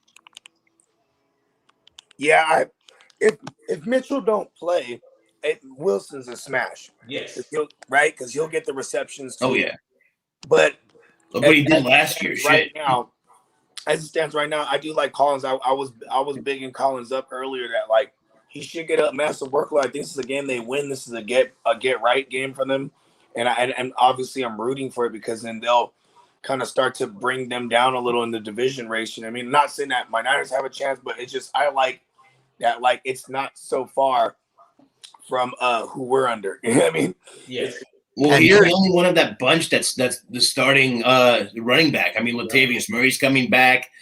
Gibson, they're finally investing in him. He's finally doing well again. Yeah. Mitchell's likely going to play. Harris is likely going to play. So, yeah, I got to lean Collins on that one. Yep.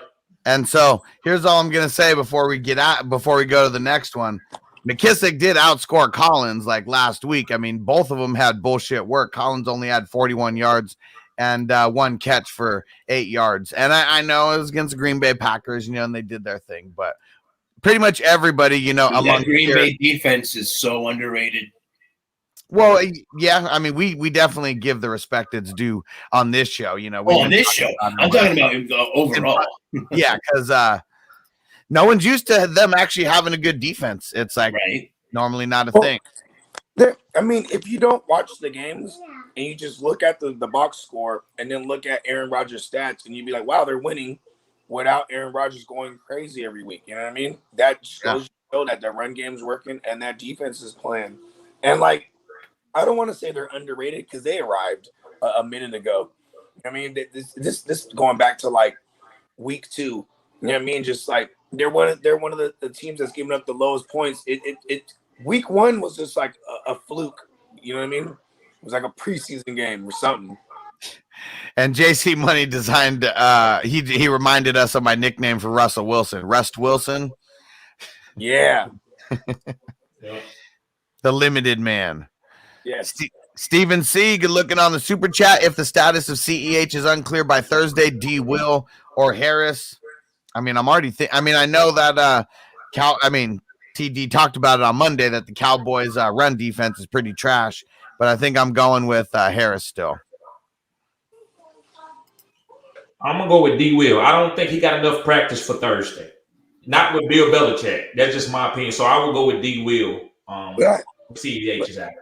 Yeah, slight lean toward Harris for me, just because the matchup's better. But I mean, it's a slight lean. Really, at that point, I mean, we're talking 55-45. So if in your gut you're feeling D. Will, go D. Will. I mean, but for me, it's a slight lean toward Harris.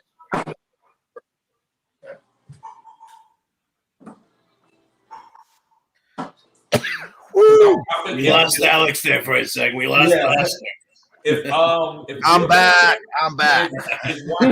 If Bill Belichick is seeing Ramondre Stevenson practice all week full, that's going to be tough for D. Harris to come in there and take that vibe away of what he's done the last couple of weeks. It's going to be tough. I kind of hope you're right because I really love Stevenson. Yeah, I really do. Man, I would love for him to take over God, that'd be great. I would say fully take over, but you would say that he's getting the lead role. If he's getting lead touches, dude, I mean, I picked him up in so many leagues. I'm excited for that. Me too. I drafted him in a lot of leagues. I play in a lot of deep leagues, and I drafted him in a handful of leagues, and I almost dropped him in a couple. I drafted him in shallow leagues and had to drop him, but I mean, yeah.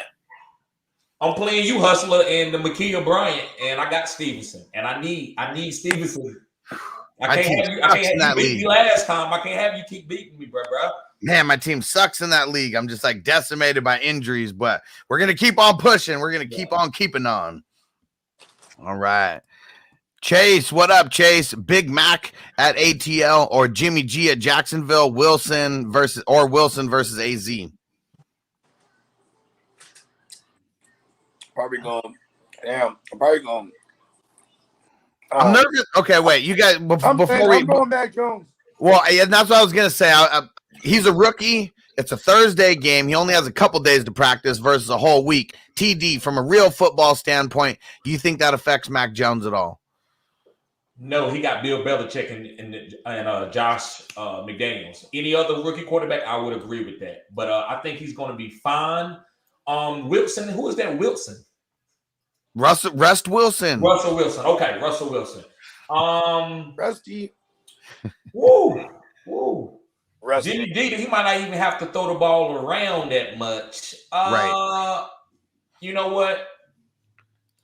I'm going to go with Jimmy.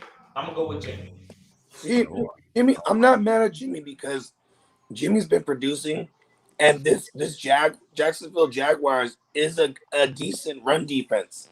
Yes. Bro. So I think like Shanahan is gonna know this. He's gonna scheme everything short for all the yak. It's gonna be yak for days. That's why I do like Jimmy, but I just don't think Jimmy has too much of a ceiling if Trevor Lawrence can't get it going on the other side. You know what I mean? Yeah.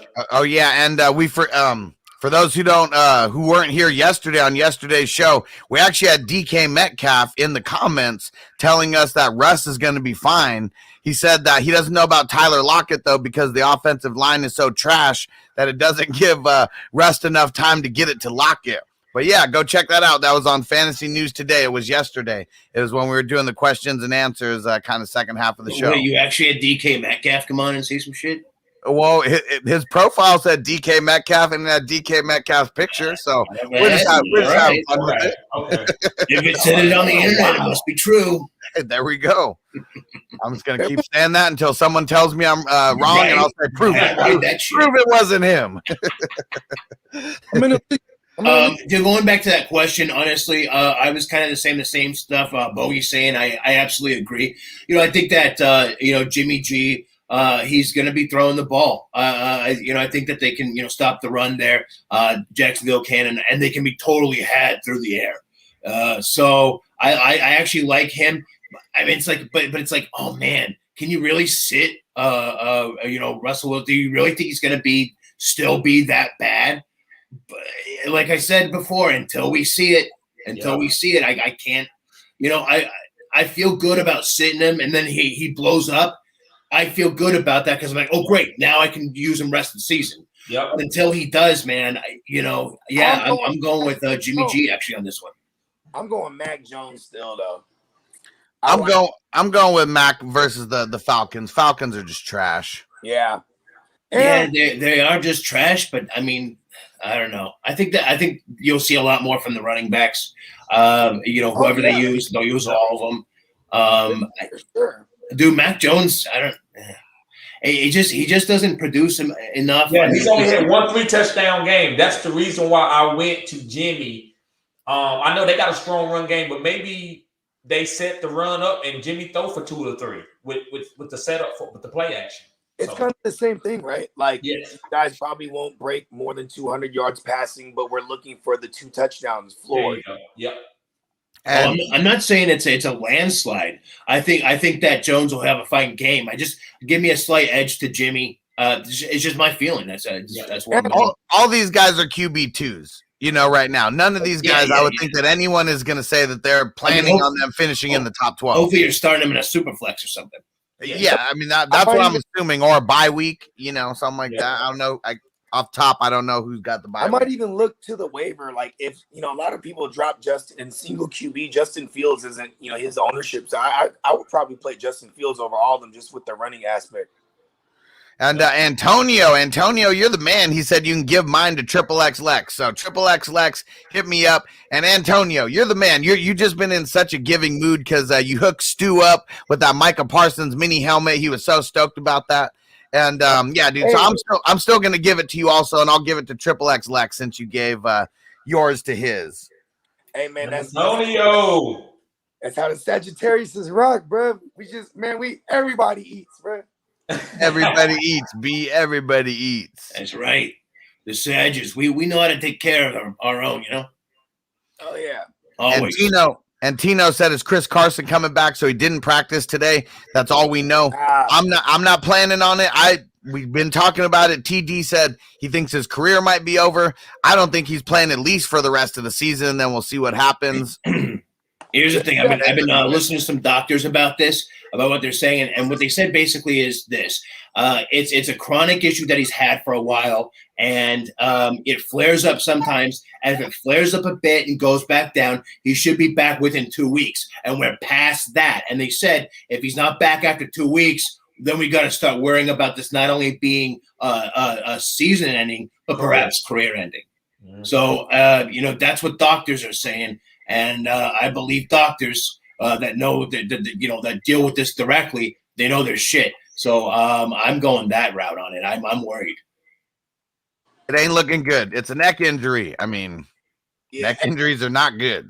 Shout out to my man Tino, man. Right when we start talking about Sagittarius, he pops up. There you go.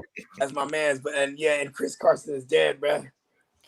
And Matty Daddy in the building. What up, bro? He said Super Draft Pro. Matty Daddy, I know we're going to be doing a bunch of collabs with real soon. He just started his own YouTube channel, so everyone go hit the sub on his. I think he's only got like 40 or 50 right now. I think I was number 25 for him, so I got in there at the early stages. Yeah. Yo, Matty Daddy, text me the link. Yep. And it's Matty Daddy Presents right there. So that's what I mean. Really, you just go type in Matty Daddy with no spaces. I'm sure you find it. The one and only. Yeah. No baloney, no phony. Yep. And here is some other news. I also didn't even think that it was like worth even bringing up, Frank, but McNichols, running back in concussion protocol. So someone who we're totally off ever since they brought over AP, deep dive for him and his production. It's AP and it's Foreman, and I'm not doing anything with McNichols. Yeah. I thought McNichols might have a role, but he doesn't. I mean, I hope he gets better, but that's it. He's droppable. Steven C said start Muth or Hawk. Muth. So, if no Big Ben plays, that's Muth. Yeah. Hawk ain't done shit this year. Gotta go Muth. Yeah. And Browns are tough against the tight end this year. Oh, yeah. All right. And there we go. Antonio said break out the bongs. Sir Bong's a lot in the building. Yes, sir. Let's see. Rushman, was that like Taco Bell? I always love the midnight drive-through. Dang it, what were we talking about? That was like 6 minutes ago. Oh, we're talking. It might have been like Shake Shack. Maybe. I mean, listen, Shake Shack is a grip, but it's fire, bro. What's up, Rushman? Yeah, shout out to the Rush. Yeah, he's a good guy. Look at that arm, dude. If that's him, he's built. Look at those pythons. All right, let's see. Frank C, what up? Said F for the Falcons. Drafted Ridley. Started Ryan 3 weeks ago. Dropped him. Picked him up to start last week, and you know the rest. Dude, Matt Ryan. Another sneak preview for the Thursday B&B. Matt Ryan's going on my shit list. Oh yeah, he needs to be there. I can't talk to him about him anymore. I'm tired of predicting one way or another and him fucking it up. I'm done. It's so funny because he shows up on the matchups that you don't think he's gonna show. He shouldn't show up against the Saints, and then he just terrible against. But maybe it was his old coach too. His old head coach. Knew how to play against him. You know what I mean? Yeah. Rushman bringing the guns to the #Tyrant gang. There we go. And Frank's in a given mood too. He said, "Give mine to TD to get him some Nefulo." Oh yeah. So the Nefulo is the crypto token, who's the sponsor of the show, and I've been on it for a long time. So there's what it is. There's a link in the description. So TD, I'll hook you up with it. I'll hook you up with the link. It tells you the app to go download because it's not on Coinbase just yet. It's one of those ones that's only like, fractions and fractions of like a penny. So everyone who's on my channel, just hop over. The link is in the description of how you actually buy it. You guys want to get in on this now. I mean, $20. I don't even know exactly how many tokens TD's going to get with that, but it's going to be a shitload. It's going to be a bunch because we're talking like 4 zeros. Send me a link on that shit. I probably put a $100 on it. Yeah. Well, I'll send you the 20, and definitely go get some more of that because it's ever since I got in. I mean, when Frank got me, the sponsorship and everything, and they sent me a bunch of coins or tokens, it's literally just been going up and up. Sometimes it goes up, comes back down, but it's never gone back down to where I got in at. So now's a good time. Oh, show. Yeah, send me a link on that Nefulo shit, dude. Seriously, I want to check it out. Yeah, will do. It's really dope. Underground right now, but it's about to be big time. But that's how all the other shit started out, and I'm like, I got to get on something on the ground floor. I keep hearing about this shit too late. I'm like, dude, I got to find one of these, get on the ground floor. I'm like, all right, give it a shot. Hell yeah, that's what it's all about. And what I'll do actually, because I got the link right here, I'll just put it in the description on or in the chat on everybody's channel, so everybody can get to it real easy. But yeah, you guys don't want to miss out on another coin or another token. Like I missed out on too many. I mean, I knew about Bitcoin in 2012, and I was confused. I didn't know what it was. The people who were mining it, and they just told me they were doing it. It was just a computer in the corner of their room, making them building. And I haven't heard from that person in a long time because I know he caked off of all that. But yeah, so this is one we are in on the ground floor on. That's for sure. So yeah, Antonio, I put it in the chat. Zeb, I put it in the chat. All right. And Antonio said, just subscribe to Gandalf the Great and Matty Daddy. Good looking, Antonio, on showing the love. Thank you. Thanks so much. I'll bring back Gandalf at some point. Yeah. It's just a cool character to keep in your bag of tricks. All right. And Zeb, go with Bateman or Dame Harris in the flex this week. I'm going to go Dame. I think it's going to be close, though. I like both of them. I like Bateman. I like them. I'm sorry. Go ahead, Gandalf. Oh, no, I was just chiming in. Go for it, man. Yeah. Only reason why I'm going to say Bateman is because they said they was going to lower his snap count because he played so bad and Bateman played so good. So that ups his targets maybe 2 to 3. And Damien Harris, like I said, I think this is a smash play. But I don't know with him being on concussion protocol and Ramondre Stevenson out there practicing and the coaches seeing him practice could be a less carry for him. So I would just go with Bateman. I'm going to assume this is PPR. And in that case, yeah, I mean, I actually like Bateman. I've been talking about this for weeks now that I think Bateman is going to overtake Brown in target share. And, we're starting to see it. The dude is talented.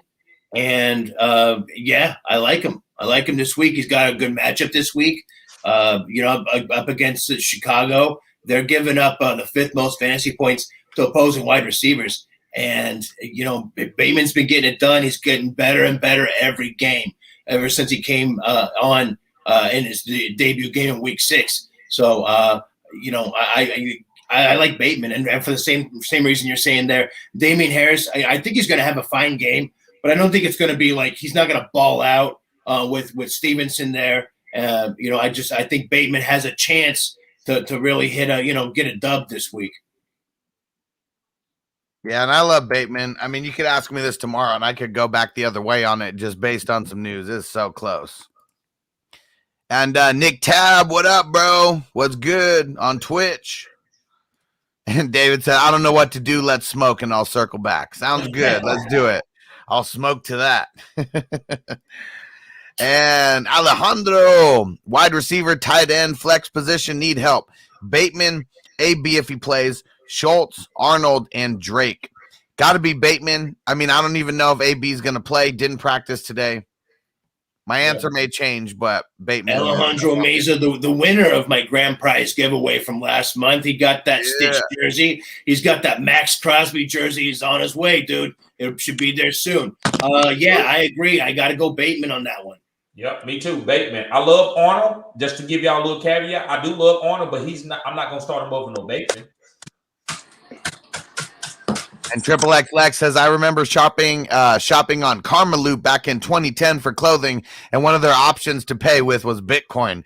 Can you imagine that? Like them just getting a crazy amount of just full coins for like a couple pieces of clothes or whatever. Yeah. Listen, man, we used to when we used to do business back in the days, bro, this one dude was like, he was like, can I pay with crypto? And I'm like, okay. And I knew someone that would cash me out, and I didn't know what I was handing over. You know what I mean? I'm getting cashed out for the value of whatever, the transaction is, you know what I mean? And then, but not knowing that this is like an investment, this is like going to be millions of dollars. And then I was sour about it for a while because this was back in like 2012. And then back in 2017, the shit's like popping. And I'm like, I know what that is. And like my boys explained it to me. And I'm like, we used to have a bunch of those. You know what I mean? Just straight up forwarding it over, bro, and getting cash that. I'm still sour about that shit. I believe it. I believe it. That shit was. And Nick Tab says, how we feeling about streaming Danny Dimes this week? I mean, I'm never excited to stream Danny Dimes, but I mean, the Bucks, they're not the most fleet of foot in the secondary. That is for sure. And he'll run around. I mean, if I had to say like on my start level, if it was 1 to 10, I'd give him like a 7, just because I think the game script will have him throwing the ball, and like if Saquon's back, like he will have some open lanes for him to run as well. You know what I mean? Yep. Here's how I feel on a scale of 1 to 10, because 10 is the dime, 5 is the peso, so that's where I'm going, right in the middle with 5. I got it. I go there too, right in the middle, because you never know. He could hit it big. It doesn't matter. He's just one of those guys. It's a crapshoot every time. I would hope that you'd have better options, but if you don't, I mean, it could be big. It could be nothing. It's just like Jalen Hurts. Like, just don't watch the game and just look at the points after. You know what I mean? But even then, man, it's not all that great. I'm looking at his fantasy point total, since week 5, 4.8, 7, 17, and 17. Those aren't bad, but then 8 points. I mean, just I don't know. He's just not usable. You know what? But the difference is there was no Saquon. His last big game, Saquon's in the mix. Yeah. Last big Tony game. That's a good point. That is a good point. So, I mean, that could be the difference maker right there. And Tampa Bay does give it up to quarterbacks. I mean, if it depends on, again, it depends on what your other options are. But I don't feel comfortable like Hustler's saying, I don't feel comfortable about it, but you might do it. I mean, Heineke went for 256 and a touchdown. That's not a bad game, for fantasy. No, Tampa Bay has given up like a whore for sure. And I think Danny Dimes has maybe 50 yards rushing, you know what I mean, on the ground.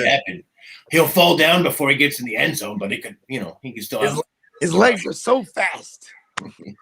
they go from underneath his feet. And like Scooby-Doo. Yeah, exactly. And Chase said, didn't some guy get a pizza for like 10K Bitcoin? So it was like 2 total Bitcoin that he got those pizzas for in 2010 or something like that. I don't even know, 2009. And so, I mean, if he would have kept those, until right now, I mean, Bitcoin's over 60,000 per. So he would have had 120,000 just off of those 2. Damn. I wonder what kind of. Say it again. Was it a deep dish? It better have been something good. Better not have been some fucking Pizza Hut or something. And Chandler Brunelli said Marquise has dropped passes. I could see Bateman taking over too. He is taking over. He's already leading the team in targets. Yeah. I mean, like in the last couple games. I mean, per game, not for the entire season. From once he got into the line, leading that team in targets. over Mark Andrews. And Liz, we'll just call you Liz. Between D-Hop, Hollywood, Bateman, Devonta, Sid, Hollywood. D-Hop, Hollywood. Yeah. Yep. Yeah. Well, we don't know if D-Hop's going to play. He wasn't at practice today. They have their bye week next week also. Yeah. If Kyler doesn't play, I'm playing Hollywood over D-Hop. Even if D-Hop does play. Because if Murray don't play, D-Hop's for sure not playing. It just doesn't make sense why either one of them. But are you playing Hollywood and Bateman at the same time? I mean, if D-Hop doesn't play, you don't have a choice if you're playing three out of the four. Because I think he was saying that if D-Hop does play, he's still playing Hollywood. But are you playing Hollywood and Bateman at the same time? I'll play them both. They're getting targets. It just depends on my team format. I'm not saying it's a bad play. I'm just asking, I mean, I might think about sitting Hollywood for D-Hop in that case, but you're right. I mean, especially if Kyler Murray's not playing, I think I do. I think I do roll with Hollywood and Bateman in that case. They've been throwing the ball way more than ever before. We talked about this on one of these shows recently where the Ravens are the exact opposite of what we've known them to be, but it's because all their running backs are trash right now. None of their top 3 running backs that were in the preseason are on their, roster right now because of injuries. So they had to change everything around, and I'm surprised they did. Yeah, so I don't mind starting the 2 because, they religiously, routinely go for the deep one with Marquise Brown. When that connects you love that in your lineup, not on your bench. And he's still getting enough volume that, he has a decent floor of, 4 catches a game, right? So far, I can't remember his average. But and then Bateman is he's the X receiver on that team. I mean, Sammy Watkins is annoying, but, he's just the rotational guy. You know what I mean? He's still way better than Mecole Hardman, though. That's what's crazy. Yeah. For Chandler Brunelli said Bateman or Elijah Moore. This one's tough because both have been good, but I think I'm still leaning Bateman a tiny bit. With Flacco throwing the ball in New York, I got to go Bateman. I'm going to actually do something a little different. I'm going to say it's your prerogative. They both are exactly the same. I love Elijah Moore that much. So I think it's your prerogative. Go with your gut, but both of these guys. I agree. Elijah Moore's great. He's the shit. Both of these guys have been on my waiver wide receivers over the last couple weeks, and they've been must pickups for me. So. He was my number 1 waiver wire target last week. Moore. So I think both of them are still at 50% rostered in Yahoo. Yeah, I said we'll see on my show this week. Because he was at 51%. I was like, okay, I had him in the honorable mentions. I was like, if he's still in there, put him up over Bateman. Yeah, or not Bateman, not over Bateman, but number 3 or something like that. What's crazy is is it the Dolphins? Who the Jets playing? Dolphins, right? Yeah. I'll lean Bateman because I've seen Chicago this year give up chunk yards down the field. Oh yeah, that's his game. All right, let's see. Manny T, guy offered me CEH and double barrel Darryl for my Aaron Jones. Should I accept it? He said I have A Jones as well. What does that mean? So it's basically the Kansas City running back for Aaron Jones. Yeah. And what's funny is here's what I like though is that if he does this, he gets to play double barrel Darryl right now. Then they go on a bye week, and his guy who has Aaron Jones won't have anything this week or the next, and then there's a bye week. So he's kind of buying him some production here. I might do that in a lot of instances.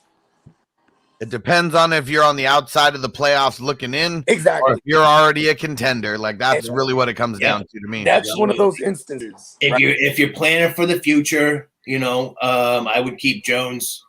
Otherwise, if you need wins, do it. Yeah. And Alejandro Meza says D Harris or Carter. I'm going Harris. I'm going Harris. Yeah, with Flacco coming back, we just don't know exactly how it's going to work the first game. Harris. Carter. I mean, what's crazy is do we think the Dolphins was that fluky last week? I don't think so, because I think they finally got back on track on defense. They've been solid the last 2 weeks. That D's looked great, yeah. Because they were hella fluky. They weren't looking injured. There were a lot of. I mean, they had some pieces that were injured as well. That's a good point. Yep. They're back. Guys like Jerome Baker, he was out for a game or two. Xavier Howard, I mean, he was out for a few games. He was banged up. He was banged up to start like the first 6 weeks for real, and he was playing. So yeah, I think it's. I think they're getting back to the defense that we thought that they were going to be. Now that they don't have all the injuries and I stuff. like that kid, man. Javon Holland too, man. That safety's nasty. I've been on him since the draft. Like I can't remember who. So it was Bob Van, the IDP man. We broke down the 10 top safeties that were going to be, or 10 top DBs that were going to be coming in as rookies. I saw this live. Yeah, he was one of the ones, and I only watched film like going into those episodes. Like I didn't see a bunch of college, but he was one of those guys. Like he's a thumper and he's a ball hawk, and like he was in the backfield a bunch. I think he got an interception. I know he knocked a couple balls down, but yeah, he's performing great for a rookie. For real. All right, what up, Steven? What's going on, bro? He said, what's good, champs? Missed the earlier show, but I have Mike Davis, and I picked up Stevenson, Gallman, and Jeff Wilson. How do we feel about the situation? Yeah, you missed the earlier part in the show when TD hit his 1K. He hit the milestone. Yeah. And so, I mean, I don't like that whole situation in Atlanta right now. I really don't. Like Mike Davis, I don't know if I want to play Mike Davis or Gallman, but Jeff Wilson's also a crapshoot. Like right now, I'm kind of nervous about all these guys. Yeah. I think you okay. You got Stevenson. I go Stevenson. So somebody's going to be Stevenson's the safe play. He's going to play. But you got Gallman and Jeff Wilson, so you can just wait it out and see what's going on, and see if Cordell Patterson plays or if Elijah Mitchell plays. No, and if both of these guys play, just play Stevenson. Remember, TD, it's the Thursday night game is where so you know what I mean? Yeah. I would just fade the Atlanta backfield in, and I would just go wait for see what happens with Jeff Wilson. Yeah. Because I know that there. I mean the Shanahan isms, like Bogard's already talked about how Shanahan's just like a liar, just like outright lies, to us. Like we're talking about him having Elijah Mitchell having like a broken finger, fractured finger, whatever. I mean, whatever it is, it ain't good. It's on his finger. He's a running back. I know TD, I think he said it's his pinky, right? You say it's his pinky? I don't know what finger it is. Or maybe it was someone else who was saying, I think that they were saying it was his pinky. I can't even remember though, but I don't like the situation with Mitchell and that finger. So I think I might hold off for Jeff Wilson also. I mean, it's a little bit of a gamble, but I think it's a gamble that could pay off. Yeah, I mean, Jeff Wilson should get the volume, right? I mean, he's going to get carries regardless. Uh-oh, we lost you. Bogey's in the Matrix.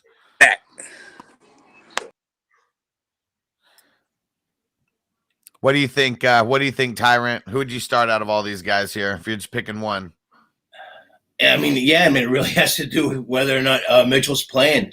I've heard mixed reviews on that. I personally feel that he's going to be okay, but I mean, it's hard to tell. That's a really tough one. I mean, I would definitely go Wilson if we know that Mitchell's going to be out.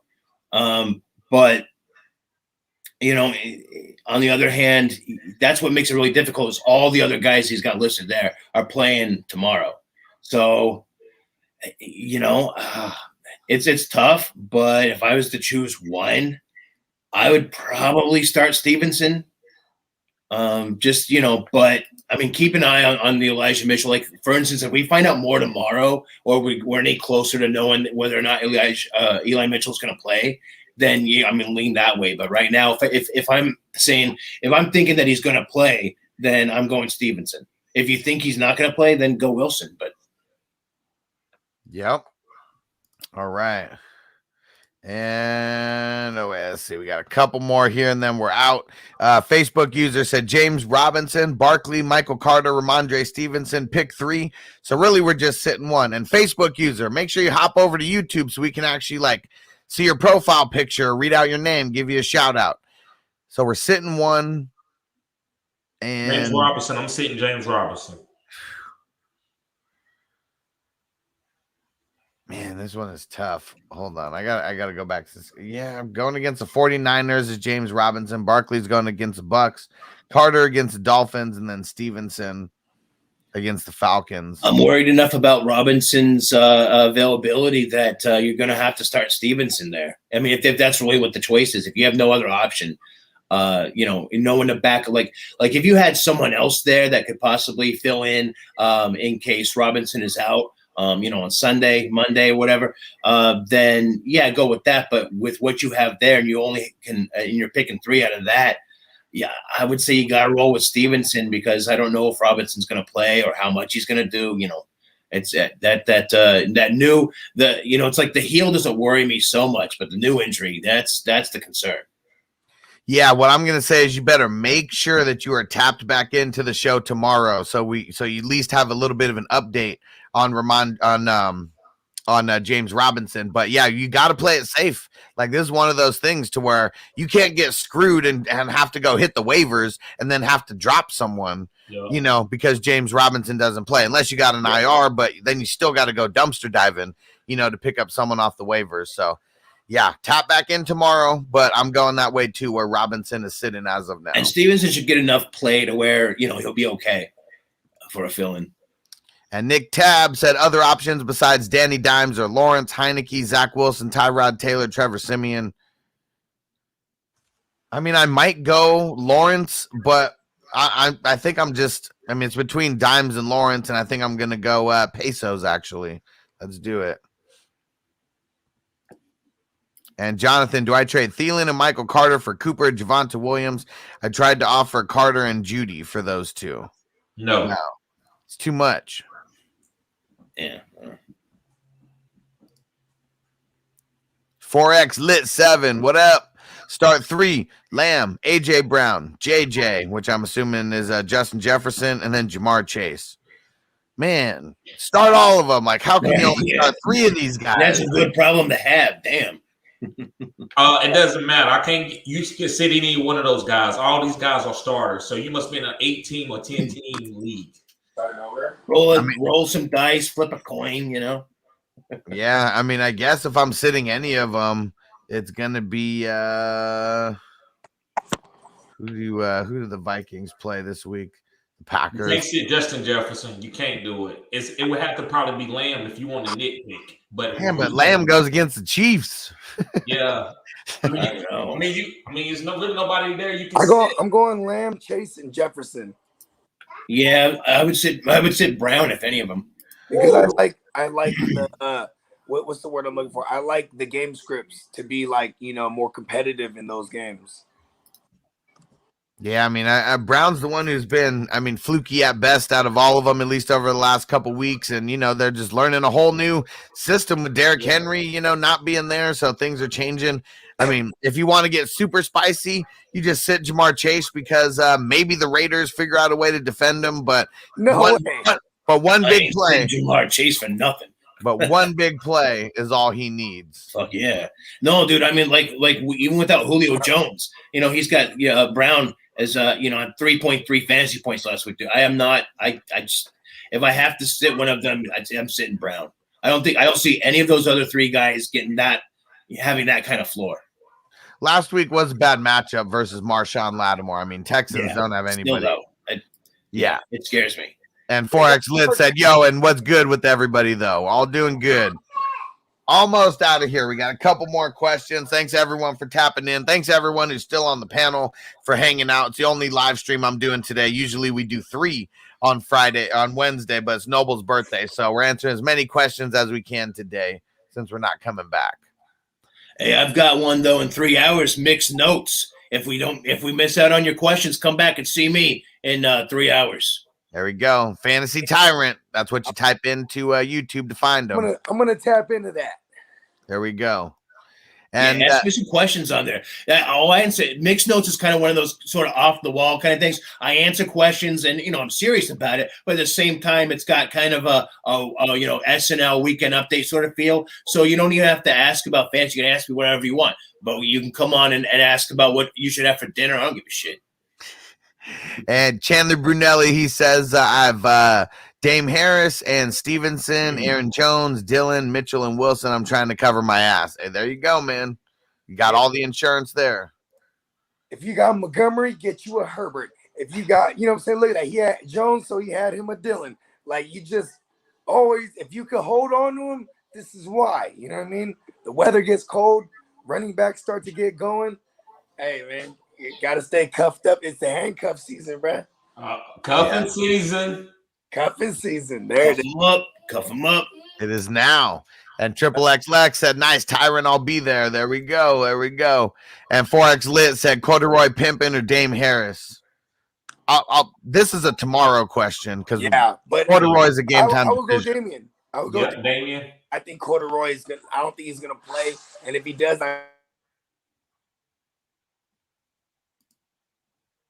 Bogey's in the Matrix. Bogey in the Matrix. Is JC Money said, is Kyler playing this week? We don't know, but everything in my gut says no because they got their bye week. Yep, probably not. Yeah, from what I'm hearing, it's a no-go. And Matt L said, start Ramondre or David Montgomery. I'm going David Montgomery. Yeah, Montgomery. Monty all the way. Love Monty. The three Walketeers trade Cherry McLaurin for James Conner.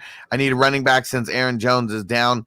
I don't think I would unless you're like really spoiled at wide receiver. I'd figure out another running back to go after if that's the only person they'd take for him. I agree with that. That's too much to give up, I think. John Z, who should I target trading away Godwin after this week? So for this one, you definitely want to go get signed up on any one of our Patreons or on TD's OnlyFans. And we'll mention that right now. So my Patreon is patreon.com/FFHustler420. Go get signed up there. You get on the $5 tier. You get into the Discord chat where you get access to literally everything, any kind of questions you got. And all the higher tiers up, you'll see it on there. There's different stuff in there. And TD, go tell them where to subscribe so they can get the same access for you for trade, start sits, and everything more in depth than these little sessions. Yes, go to OnlyFans and just type in Fantasy Good Sports as you see on the screen with no space, Fantasy Good Sports. And yes, subscribe to my OnlyFans. It's very personable information. I'm not taking off any clothes. It's just fantasy football content. But yes, you get stars and sits, and it's not just in the vacuum. I get to assess your team. You get to post your lineup. I get to grade your lineup, whatever you need. And I'm a growing channel, so there's going to be a lot of more things that I got coming for my OnlyFans members. So make sure you subscribe to that channel now because you will be grandfather clause in at $10 a month. And as I grow, my price will range, but your price will not change. You'll be at $10 a month. So make sure you go subscribe. And Tyrant's also got a service, so tell them where to find you at, bro, and where to subscribe. Yeah, that's right, man. To kind of piggyback off what TD is saying, dude just hit 1,000 subscribers, so he's about to rock it up. So if you can get on that shit now and get the savings, hey, it's a good deal. Same with me. You get on with me now. You pay that little $5. Once that hits $10, when I start rocketing up, you're going to stay on at $5, all right? It's $5 a month. That's less than a trip to Starbucks. And I give you one-on-one content. You want to know who to trade for? I'll analyze your team. I've got one lady that's got 10 teams. She pays $10 a month so she can get a phone call, one-on-one. I go through all her 10 teams, dude. It takes 20 minutes. I give you my time, and things like that. But it's real easy. It's patreon.com/The Fantasy Tyrant, just as you see it right there. The Fantasy Tyrant, just like that. Patreon.com/The Fantasy Tyrant. And I've got some giveaways coming up soon. So now's a good time to get on. There we go. So we got a couple more questions, and we're going to get up out of here. But anyone who has any kind of trade questions, we'd rather do it that way and really help you dominate your trades versus like telling you yes or no in a vacuum. Exactly. Because sometimes people come to me with trades and I'm like, hell no. And I'm like, send me that person's team. And then we go back with a totally different trade. And then they get a trade that's like 10 times better just because, I helped them like walk them through the trade. Mm-hmm. I'm sure we all do that for everybody here because we're all savages when it comes to fantasy football. Yes, if you're playing in a little work league, if you're playing in a work league or a home league or something like that with some casual, players, like we're going to help you like dominate the trade. Oh, hell yeah. And trade deadlines are coming up, so you guys better go get signed up like right now. That's right. All right. And Perry Williams, can I trade Mahomes for Allen? I get Mahomes. He just went off, went against the Raiders. Weak secondary. It's been rough for him. I feel like Allen is a safer pick, and I'm all about the consistency. The only reason I would say if you're trading away Mahomes for Allen is because Allen has already had his bye week. Mahomes, he's about to have his bye week next week. So you really don't skip a beat at the position. That's really the only reason I'd do it. Other than that, I would just hold. I probably Yeah. Stay with Mahomes. I would look at the remainder schedule too to make my decision. But it is. I like the point where you just made, because without the bye week already, and I love Josh Allen. He has more of a rushing threat too right now. And Tab said that man Bogard be playing Coco Melon in the background. I feel it. I got kids too. Hell yeah. And my son all day, skip ad. I'm like, I remember the question. You gotta roll with the Coco Melon and the little baby bum, all that shit, dude. Yeah, before my son learned how to use the Fire Stick and knowing just the button to press, like he used to get so pissed when an ad would come on, like even if it was a 10-second ad, he'd come in there, come yelling at me, telling me to skip the ad. And by the time I go out there, it's already off. Right. And Matt L says, R.I.P. White Mike. Yep, number 1 ADP draft pick, and don't be sad to say it's over. Happy it happened. I mean, we got some good use out of him. Yep. Right. And let's see. Facebook user Jacobs, Bateman, Dame Harris, or De'Aaron is pick 2. Middle 2, Bateman and Dame. Yep. I agree. Jacobs, who's he facing this week? He faces the Bengals. The Bengals are a decent run defense. Coming off the bye. They look at Aaron Jones. That's a toughie. But Jacobs does have like that bit of a knee issue. So, yeah, Bateman and Harris in that case. You know what? if Chubb doesn't start, then I'd say Dearness, but just remember, that's why you guys got to tap in every single day to these shows. There's so many variables there. Yeah, exactly. We reserve the right to change our answers literally every single day as new news comes out. So that's one thing you got to remember. If you ask a question on Wednesday and you live or die with that decision, it's just because you chose not to tap back in later. And you know what? I hate Josh Jacobs. Me too. I second that. So, like, anytime you ask us Josh Jacobs, more often than not, we're gonna go other ways.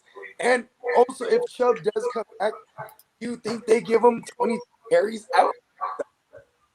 Depends on when he comes back to practice. Yeah, that's what I think. I don't think he plays this week, bruh. I don't. He might not, and if he does, it's hobbled. That's what I'm saying. Yeah, I like Bateman and Harris in that case. Every day that goes without us hearing that he had a negative test means it could last all the way up to 2 weeks, maybe even a little bit longer than that. We saw Cam last year. How long? Or not Cam? Cam. Wasn't he out for like 4 weeks or something? Yeah, I was gonna say I think it was 3, but yeah, it was a minute, and then he came back. He was still shitty. You know what I mean? Like, because he was good. Cam looked good before he got COVID. Like, I mean, COVID's turned into one of those things when someone gets it, it's like everyone's surviving it. There's not any complications. Everyone's coming back in a few days. So, we do take it for granted that someone could really get sick and it affect their immune system. For example, players that have cell, or players that have diabetes. These are the guys that if they get COVID, it's really bad for them.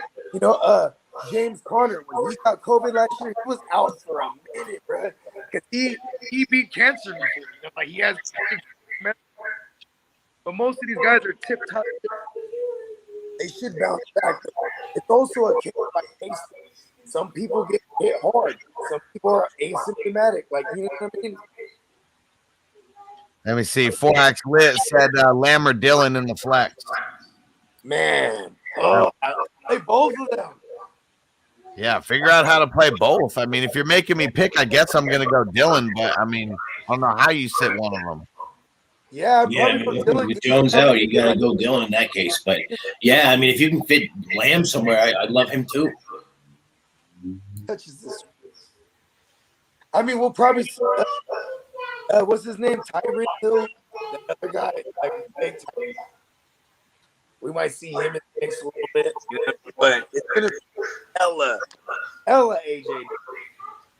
Let me see. AJD. Let me see. Chandler said, "Do I drop Elijah Moore or Mike Davis or Brandon Ayuk?" Davis.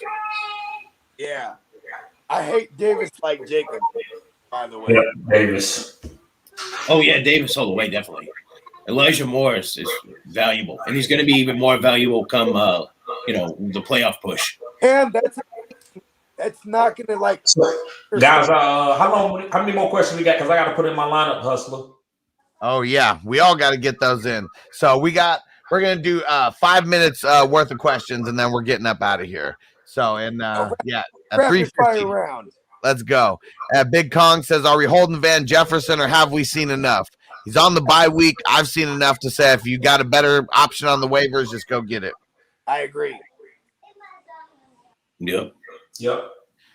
Facebook user Flacco, Colt McCoy, Simeon for QB 32 team league.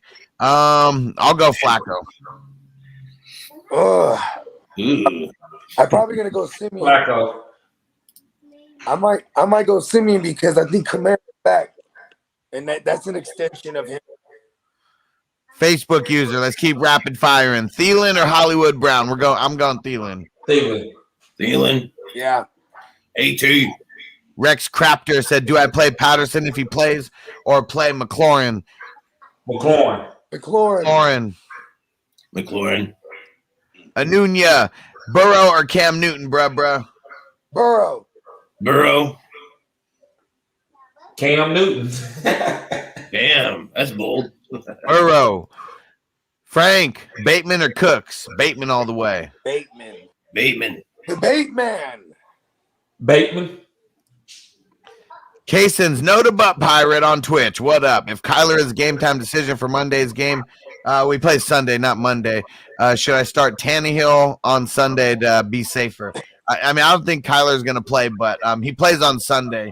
He plays the second half of the games, and Tannehill plays in the first half. Tannehill. We're going Tanny. Yep, you got to do it. Antonio on Twitch. Mahomes got the Chargers Steelers. Okay.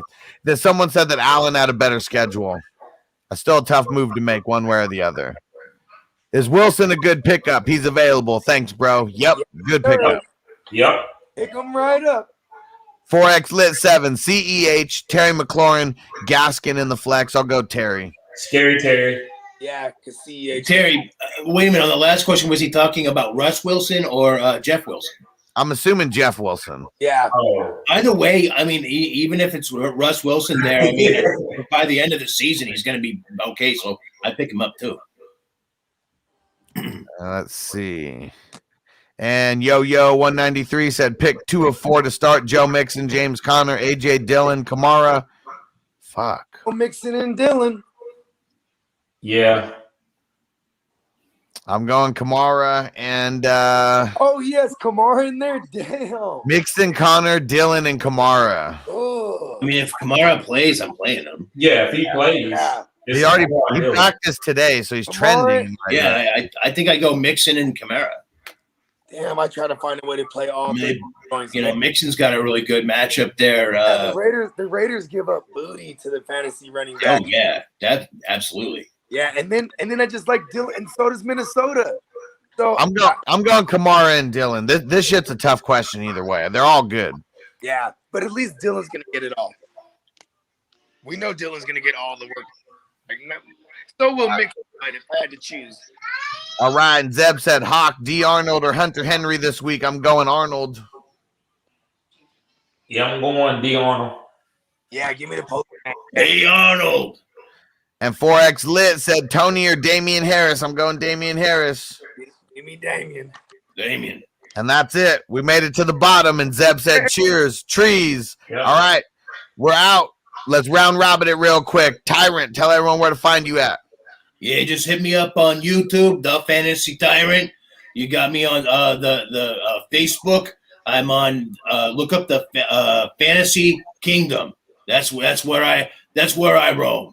On there, hit me up on Patreon / The Fantasy Tyrant. I've got. I'm coming back here in 2.5 hours for Mixed Notes, And then tomorrow morning, I drop the Thursday B&B. That's benches and bumps or starts and sits or whatever for the Thursday game.